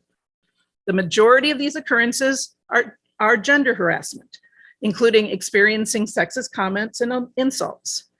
But even when that harassment does not include unwanted sexual touching or pursuit, it creates a culture that takes a psychological toll, negatively impacts advancement, and often pushes women out of those fields. And as seeing more senior women and students, faculty members, graduate students who reflect their identity is one of the important factors that influences a student's decision to stay in STEM, having women opt out of academia will negatively impact our efforts to increase representation in the next generation. In addition to the challenging interpersonal environment that women face in STEM, they still experience significant pay disparities compared to their male colleagues in the same roles. And lower compensation, of course, leads to less job satisfaction and a greater likelihood that women will leave STEM jobs. In a recent analysis of salary levels, women with computing, mathematical, or engineering degrees earn between 82 and 87% of what men with equivalent experience in equivalent jobs earned. How can this be true? Shouldn't the laws of supply and demand act to increase women's salaries as they are actively recruited by companies and institutions? Unfortunately, that's not the case. While most employers say they want to have a diverse workforce, stereotypes about the attention that women will pay to their family responsibilities as opposed to their workplace responsibilities, consciously or subconsciously can depress salary offers or opportunities for advancement. It is frustrating to see that even today, women who are seen attending to their children's needs are seen as disrupting their career trajectories, while men who do the same are heralded as being great dads. This perception is difficult to dispel, and especially because women actually do bear the vast majority of the responsibility for taking care of the day-to-day needs of their families. Another recent National Academy study on the effect of COVID on female scientists and engineers found that 90% of the surveyed women reported that the majority of their children's school and childcare needs fell on their shoulders, with only 9% reporting that these were shared equally with their partner. And the same pattern was seen with respect to elder care. Developing work environments that allow either adult to reasonably tend to their family's needs as well as their job responsibilities, including flexible schedules, on-site daycare, and options for emergency childcare and elder care when schools close or the family member is sick, can lessen this burden. And perhaps employers and supervisors have recognized that the virtual work environment that we were forced into through COVID provides a piece of this puzzle. And that for many of us, we can be productive when we are working remotely, and not only when we are sitting in the lab, office, or cubicle next door. The other factors that have been seen to artificially depress women's salaries in STEM fields are their internal assessments of self-efficacy, which is also impacted by these social stereotypes. It has been demonstrated through research that women in STEM tend to have a greater confidence gap than men do, irrespective of their actual ability or preparation for the position, and that this confidence gap affects their initial salary. This is manifested in women applying for fewer reach positions than men do, with women generally feeling that they need to meet all of the listed qualifications of a particular position, while men will apply if they meet about 60% of those qualifications. It also affects women's negotiation when they do start in a new position or receive a promotion. While tackling the social stereotypes that have influenced this confidence gap will take some time, transparency on the part of the company on the range of salaries available for a particular position provides women with the data needed to request equitable pay. And policies or practices that eliminate asking a candidate what they make in their current position will reduce the chance that accepting an artificially low salary early on will pursue a woman throughout her career. As a new resident of New York State, I'm very encouraged that the state is leading the way with these practices with laws that took effect in 2020 and this past November. So I challenge individuals at all levels and scales, from families to elementary schools, universities, companies, as well as local, state, and federal governments to actively work to help us build an environment that upregulates, catalyzes, and supports girls who are interested in STEM. We must identify and support girls with an interest in STEM fields, providing them with opportunities to explore research through science fairs, explore design through robotics competitions, such as First Lego League and First Robotics, explore coding through hackathons, and try their hand at manufacturing via makerspaces. But just opening up these opportunities to girls is not likely to do the trick. In order to overcome the imposter syndrome that may stop a girl from contributing her idea, or even worse, the "you don't belong here" statements from boys and teachers who buy into gender stereotypes, we must build an inclusive environment that includes young women as adult and near peer mentors who can provide the example of someone who has made it through the system. We must instill a culture that does not condone or accept gender-based harassment at any level of school, training, or employment. We must work with the next generation to see that professional success and happiness can be integrated with personal success and happiness, and that those two spheres can mean different things to different people, and that there's no single right way to balance work and home life. And we must strive to eliminate pay gaps through transparent reporting and beginning to address the stereotype issues that affect both offers and requests during the negotiation. Thank you very much for your attention, and I am happy to answer any questions. Thank you very much. Questions? It's, you know, I have a special fondness of the idea of seeing yourself in a room. And it's been my own experience. And I think it's so incredibly impactful, because if you don't see yourself in that room, you won't walk in. So every time you change that, you have a huge impact. So thank you very, very much. Next, we are going to hear from Melissa Fleischert of the New York State Restaurant Association. Thank you so much for joining us today.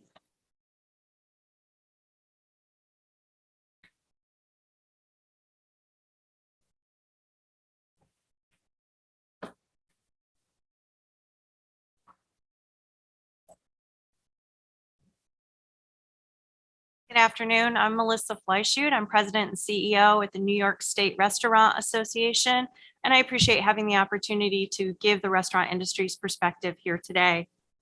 As you can imagine, COVID pandemic impacted the restaurant industry dramatically, and we have still not recovered from the pandemic and are struggling that even at the end of 2023, we're not expected to have fully recovered as an industry. The industry continues to grapple with harsh economic conditions and a wide variety of mitigating actions that owners and operators have taken. They do not expect to be profitable by the end of 2023 for many operators out there. Right now, they're struggling to deal with cost and inflation and staffing issues. Our latest survey results say only 21% of operators believe their restaurant will be more profitable in 2023 than it was in 2022. And 47% of operators think they will be less profitable in 2023. Costs across all parts of operations continue to surge. An overwhelming majority, 86% of restaurants have increased their menu prices.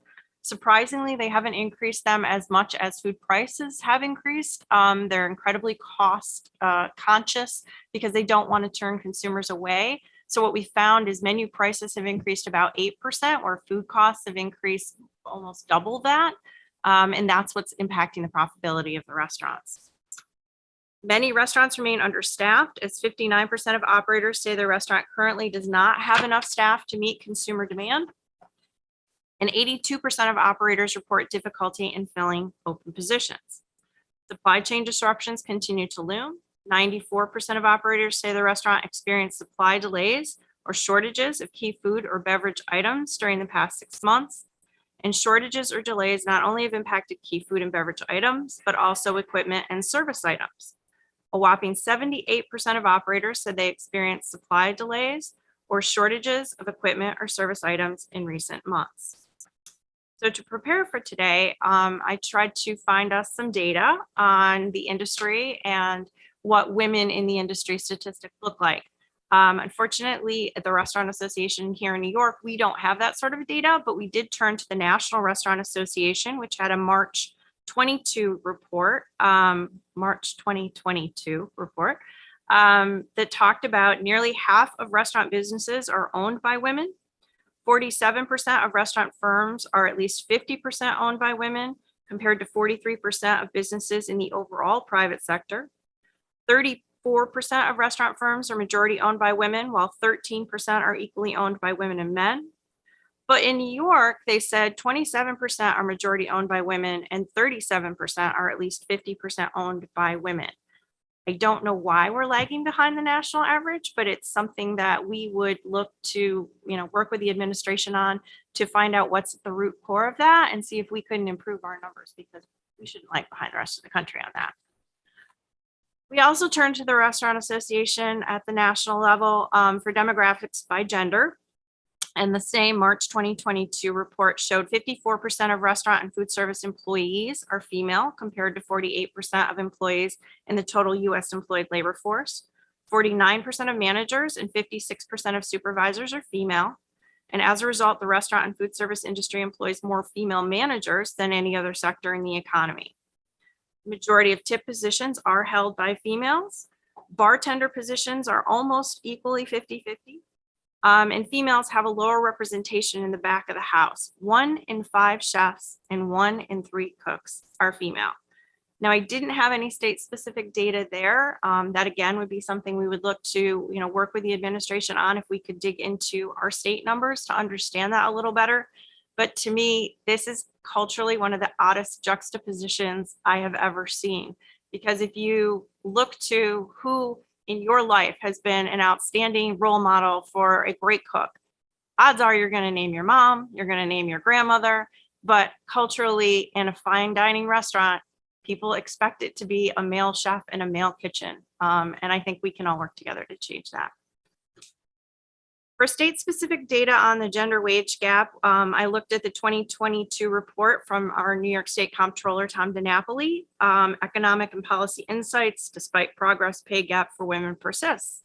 That study talked about the gender wage gap for food prep and serving occupations.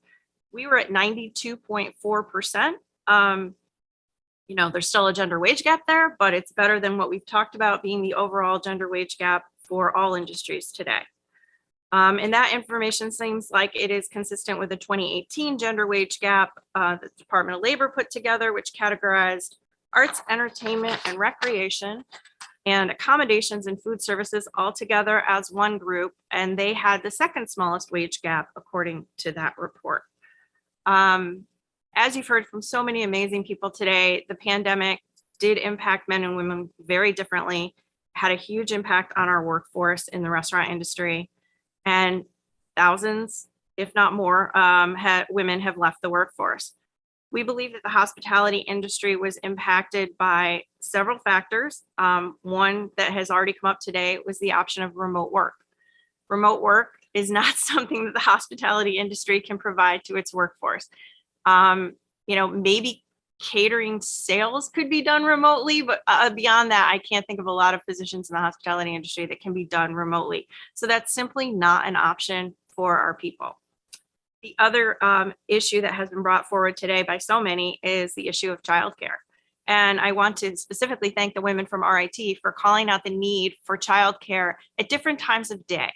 So one of the things we've seen is with our operators closing down their restaurants to, again, provide their staff time off, more flexible hours. We've always felt we were an industry of flexibility, but now more so than ever, we find that we're not open 7 days a week, but the demand for restaurants are still nights and weekends. So without a child care system that can provide night care, weekend care, that is definitely going to impact women returning to the hospitality industry if they can't find flexible, affordable childcare to support them so that they can work in our industry. Also, in reviewing the gender wage gap study from 2018, we were able to find several suggestions that we thought we would bring back up today that could be useful to bring back to the forefront. Workforce development. So I know that the Department of Labor has a chef cook apprenticeship program. We would love to partner and make that more widely known throughout the industry, make sure it has easy access. At the New York State Restaurant Association, we have a program called ProStart. We're in 64 high schools across the state. They're mostly BOCES programs, so they funnel from various high schools. About 4,000 students are involved in our culinary arts and restaurant management program for high school juniors and seniors. Many of them do have the ability to go on to a 2-year college or a 4-year college, but we feel an apprenticeship program would provide just as equally well an option for those that don't choose to pursue a higher education degree. Another idea from that study in 2018 was the social media campaign. Like we just have been talking about, if you can see it, you can be it. So we are already working on our own Industry of Opportunity campaign for the hospitality industry, where we would love to showcase women in our industry who have either, chosen to stay with our industry or have gone on to another fantastic career. We like to say it's a good job for a year or a career. And we would love to, highlight all different types of women in our industry. We're also going to be hosting our first ever Women in Hospitality event, where we're going to get together and discuss many of these issues that have come up today, but also the concerns that make it a more interesting or challenging environment for women right now to be owners and operators and chefs and cooks and even wait staff and bussers in our industry. So we're looking forward to that first ever event this year. And then the last thing from the study in 2018 that we thought would be important to bring forward again was the toolkit for businesses. It talked about including a self-assessment guide for gender bias and gender pay gap. And we think that this could actually help just to spread the word. Like we've said today, so many of us in the room understand what the issue is, but so many of those outside the room don't.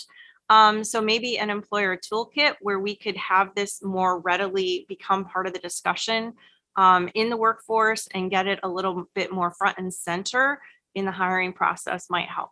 So thank you for the opportunity to be here today. Thank you. Any comments, questions? Just really a comment.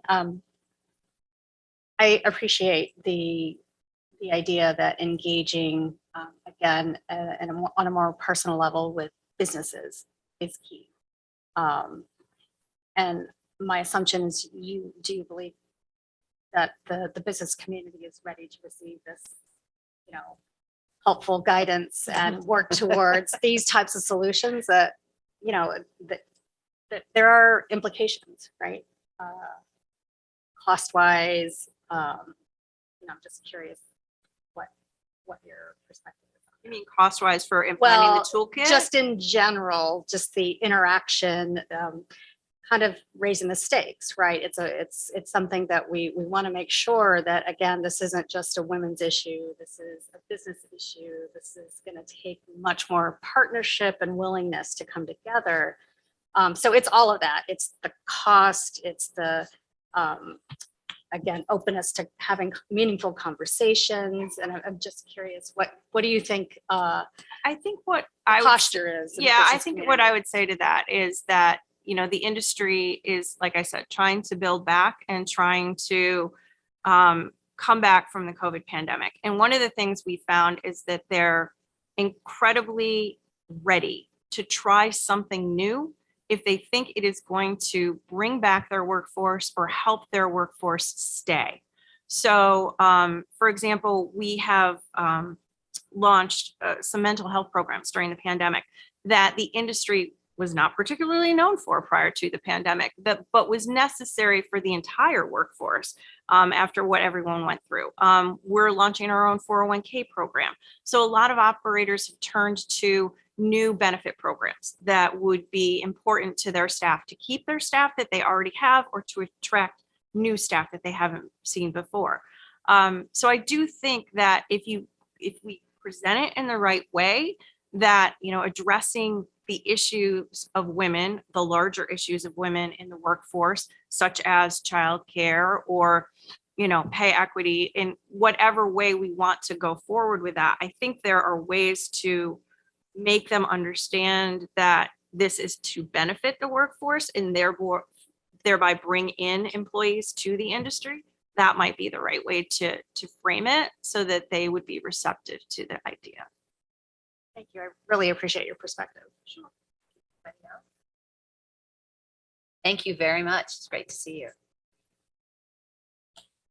All righty. I'd like to invite Lara Kiri, I'm going to mispronounce your name, Kiriuko from the Education Trust New York to join us next. I got it right yesterday when I practiced this. It is a mouthful.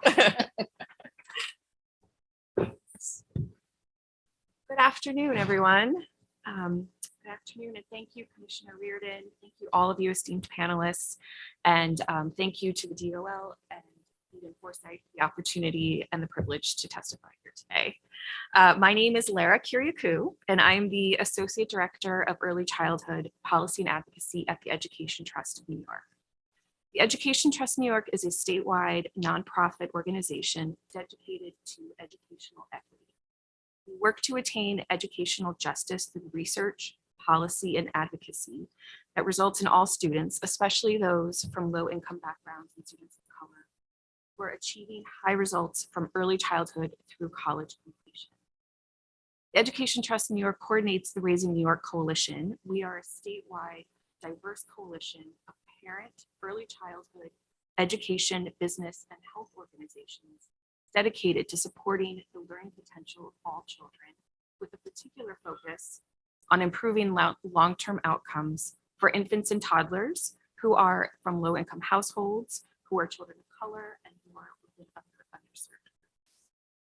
This is a critical time for New York as our state continues to rebuild its economy amid an ongoing and persistent pandemic, while also bracing for a looming recession.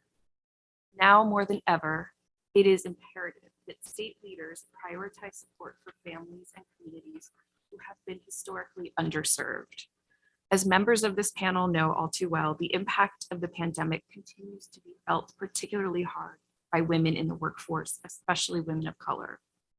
Gender-based pay inequities that existed before the pandemic have persisted, just as Commissioner Reardon and others have mentioned. I don't have to start over, do I? Okay.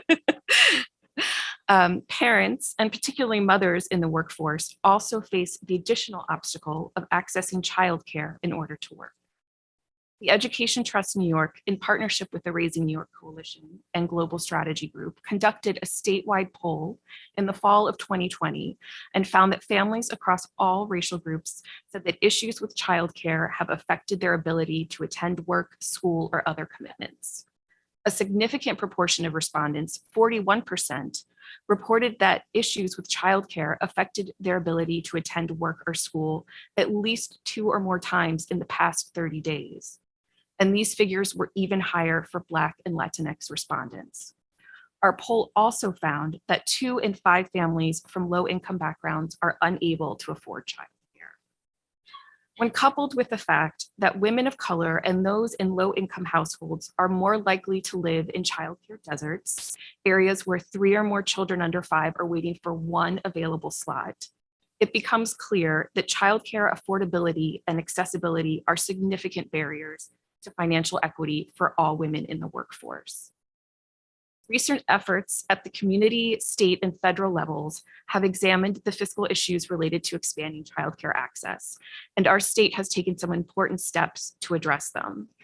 However, policies that support our youngest New Yorkers and their families remain siloed and dependent on investments that are insufficient to meet the true needs of children and families, leaving thousands of families without the childcare they truly need.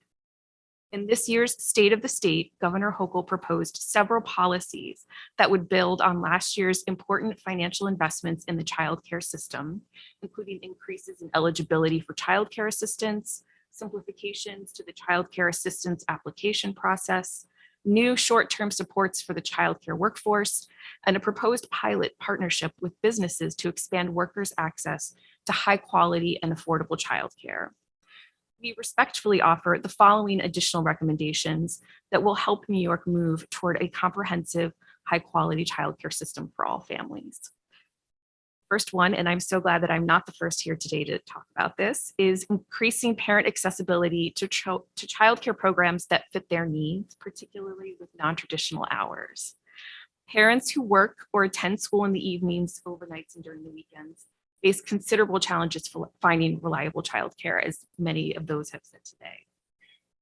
The same recent Raising New York poll that I mentioned earlier found that Black parents were more likely to need non-traditional hours of care and were more likely to report having to travel further from their home to locate such care. Childcare programs offering non-traditional hours of care are a critical tool to supporting the economic and educational goals of families, especially families who face inequitable barriers to success. A second recommendation we add is to address the shortage of infant and toddler seats. Care for infants and toddlers is the most expensive and staff intensive, and therefore difficult for childcare programs to provide an adequate number of slots to meet the demand. We must meet the demand for high quality childcare for infants and toddlers as a critical conduit to supporting women and parents in the workforce.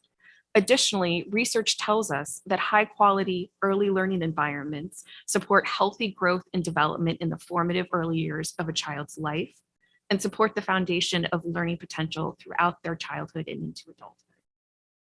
Lastly, we encourage you to stabilize the sector with sustainable and competitive salaries for the childcare workforce.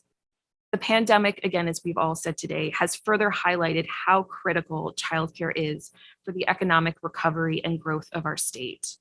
Yet without long-term, consistent financial investments, there continues to be high staff turnover and program closures, leading working parents to scramble for care and impacting their ability to fully participate in the workforce.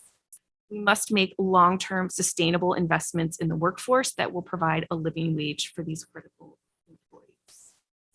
The Education Trust New York is committed to the success of all families, and we are grateful for the opportunity to submit testimony and discuss strategies to create a comprehensive early childhood system that equitably supports all families. especially those who are the most underserved and most vulnerable. Need to answer any questions now or later on. Thank you. Thank you so much. So I actually have one. It's striking to me. A lot of people addressed this today, but you addressed it very directly, that part of the gap in public thinking about childcare is the educational component of it. So a lot of people, I think, at least anecdotally in my experience, think of childcare as babysitting. You drop your kid off with somebody who watches them and makes sure they don't burn themselves up or run off, whatever. But that's not what childcare is. And several people addressed it, but I think because of what you do, you've directly addressed it. And I think that is a critical piece that's missing in the public conversation, that it's not a babysitter, that you're leaving your child for early childhood education, and that this is going to impact, it's not just so mommy or daddy can go to work, it's so your child can advance in the world for the rest of their lives. And if we talk about that for kindergarten and early school, but if we can talk about that at the very beginning, then you have an on-ramp for funding that I don't think exists right now. Yes. And I think that is, it sort of, sorry, but it just sort of blew out of your mouth. And I was like, oh, that's it. We don't talk about it that way. Thank you, Commissioner. Yes, I appreciate that. That blows out of my mouth all the time when I'm amongst friends. No, but it's really, really important. It is, yes. And we know that 80% of a child's brain is developed by the age of 3. So those first 3 years, we know research is super clear that providing high quality connections and relationships with caregivers and peers, it is a critical time to build such an important foundation for learning throughout life. Absolutely. And I've heard anecdotally again from friends with young children that that's the setback that they suffered during the pandemic, because they were not in those situations. And so the socialization and the early learning and all of that, there's a great lag. That's actually probably one of the biggest impacts on some parts of society from the pandemic. Yes, researchers are seeing a lag in some language skills as well as social skills. And, time will tell how quickly children can make up those lags once, now that programs are sort of mostly open on a consistent basis. But yes, it's a huge impact. Thank you so much for highlighting that. And I think, and just, I think it speaks to how many levels of society are impacted by childcare, right? We have the labor and workforce, but we also have supporting children in their development and growth. So. I'll just say we happily don't. Yes, thank you. Babysitting is good, but that's not what childcare is. Thank you very much. Thank you so much. And our final presentation for today is from Ilana Berger of Hand in Hand, the Domestic Employers Network and New York Caring Majority. Thank you, Ilana. Yes.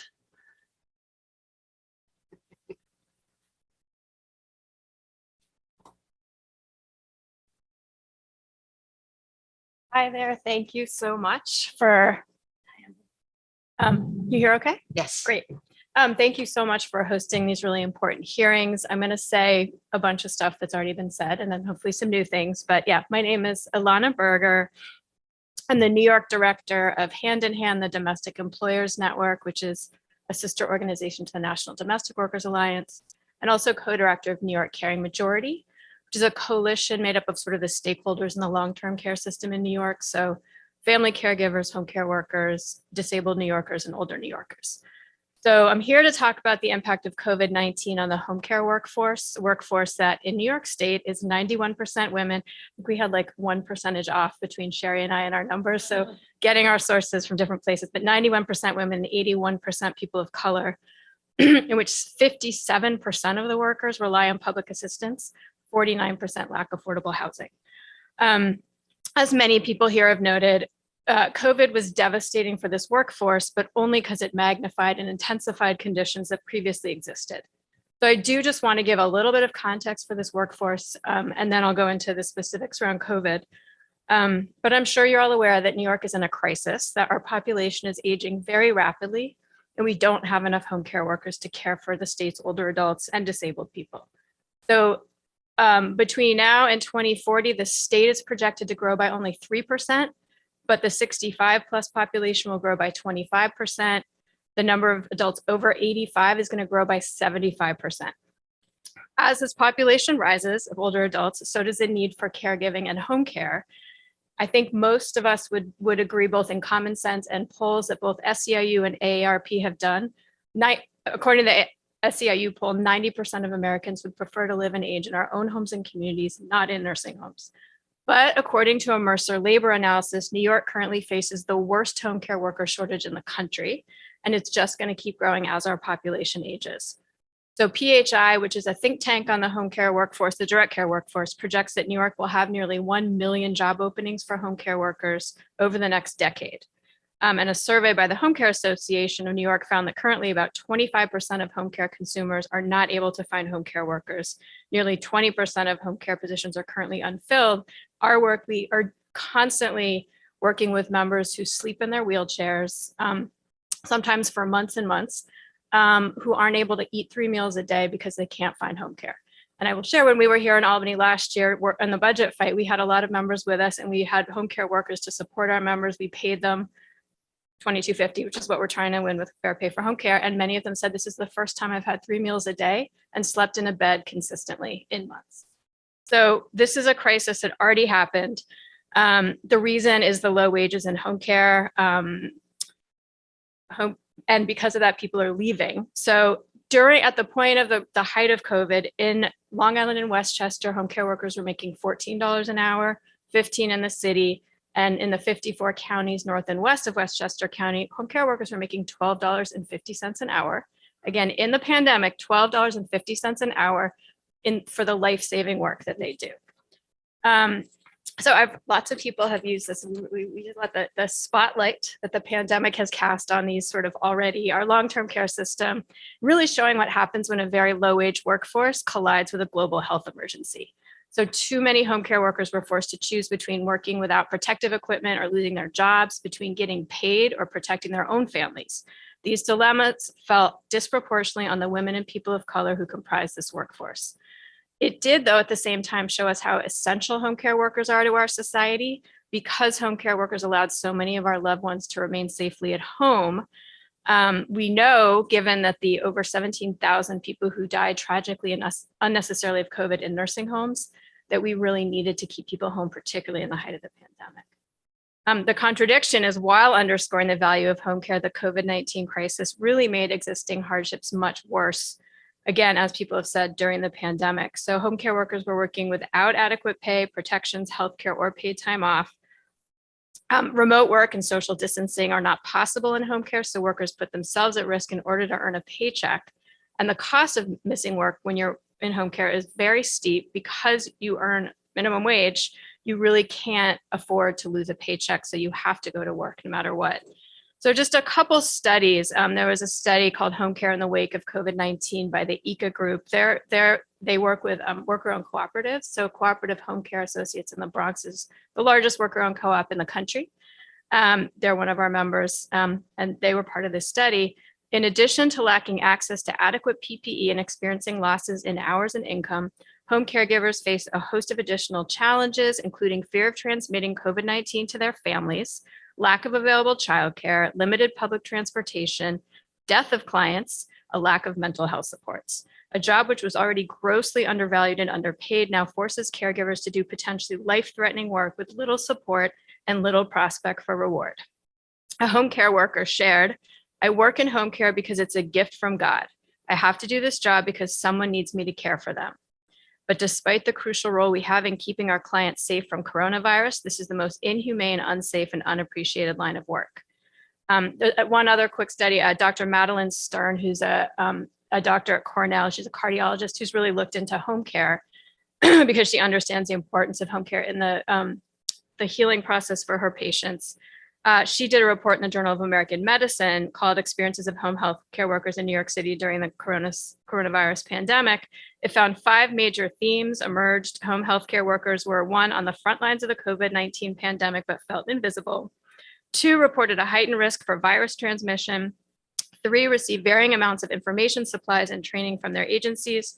4 relied on non-agency alternatives for support, and 5 were forced to make difficult trade-offs in their work and personal lives. The study concluded by saying home care workers experienced challenges that exacerbated the inequities they face as a marginalized workforce. Interventions and policies to better support these frontline healthcare professionals are urgently needed. So, during this time, at the time of COVID, New York State did not actually support this workforce in the way that the movement required. So the under-resourced Medicaid program in our state, which is the main driver of home care provision, did not cover urgent needs for direct care workers, such as hazard pay, overtime pay, paid time off, and PPE. We have a home care workers with us today. Some of our folks are out talking to legislators, who was forced to work 36 hours straight multiple times during COVID because she does 24-hour care. A replacement person didn't show up and she was just stuck there. And they did not get paid overtime because the home care agencies were not receiving money from the managed care plans who get the money. The budget that Governor Cuomo passed in 2020 at the height of the lockdown included over $2 billion in cuts to Medicaid. So we are really hoping that under Governor Hochul, as many people have said, our first female governor, somebody who's actually shared with us her care story and also understands the importance of home care, that we can finally recognize the essential nature of the home care workforce beyond the crisis, moving into the future so that we can really keep older adults and disabled people at home. Home care is a vital, high-skilled job. It is, and now is the time to value it. So our work here, our recommendation is fair pay for home care, which is something we've been working on for several years. It would raise home care worker pay to 150% of minimum wage. Again, we really believe that home care is a high-skilled job and needs to be competitive given how many workers we need to recruit over the coming years. We are very happy to hear about the proposal to raise the minimum wage. We also want to make sure home care workers are paid commensurate with the type of work that they do. If fair pay for home care were enacted, we have studies show it would keep people safe and out of nursing homes. It would bring over 200,000 new workers into the field. It would lift up a largely women of color workforce, and it would create revenue for the state totaling over $6.4 billion because of economic spillover that workers put that money right back into the economy and also get off of public assistance.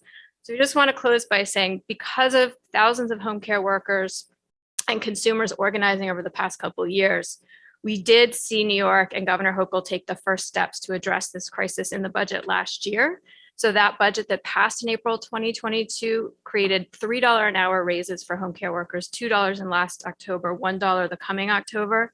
It is not enough to end the worker shortage. So even after this raise, home care workers starting in January in New York are just earning, in most of the states, $16.20 an hour. So we need to raise that pay. We need to finally acknowledge this workforce for the vital part of New York's infrastructure. Thank you very much. Very sobering. Any comments or questions from anyone? It is a particularly difficult part of this conversation. And in some ways, the comment I made earlier about people think of childcare as babysitters, people also have that same feeling about home care workers. And it is, the data is staggering. We're all aging and we don't have the workforce. So I really appreciate the work you're putting into this. It is a multifaceted issue that we must address. Thank you very much. Yeah, thank you. I'll just share on that. This doctor I was talking about was sharing with me that she's a cardiologist, and when she was sending patients home with, very detailed medical descriptions, they'd say, "Why are you talking to me? Talk to my home care aide." And she realized this was why all of her studies are happening, is because she saw the essential, literally life-saving work that folks do. So thank you so much for your work, and we hope to see exciting things to be continued. Thank you. So before we move to the public testimony of today's hearing, I'm going to take just a very quick break, and we're going to put up a hold slide for the people that are looking, and it won't be the 15-minute break. And then we're going to come back for our public testimony. So just a quick break and we'll be right back. Welcome back to today's Gender Wage Gap Report public hearings. Again, thank you all for attending. That we are now moving to the public testimony part of our hearing. I will call the names in order of registration and you will receive 3 minutes. And I will hand this off to Scott. Oh, yes. Today we have speaking with us Darlene McGraw.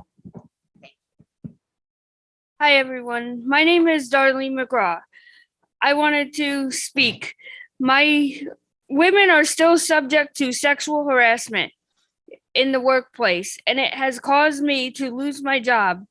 And I had to find other jobs, only to find out that transportation has been such a barrier due to my disability, epilepsy. I am at risk of losing my apartment because I can't afford to live with the wages that we as women have. I can and want to work. I want to start my own business, but I am getting told that I can't because of all the barriers that we face as women and those of us with disabilities have.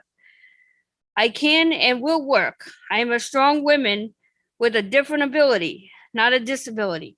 There's programs out there that Access VR with New York State Department of Labor has, but there's many barriers that we face. And I wanted to speak on behalf of someone with a disability and let people know there's many other barriers besides childcare. There's other children out there that have disabilities that people need childcare for people with disabilities. And we need our PAs. They need fair wages.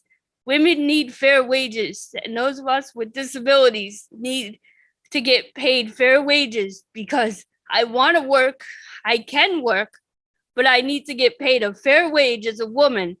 And I need to make sure I can get to my job.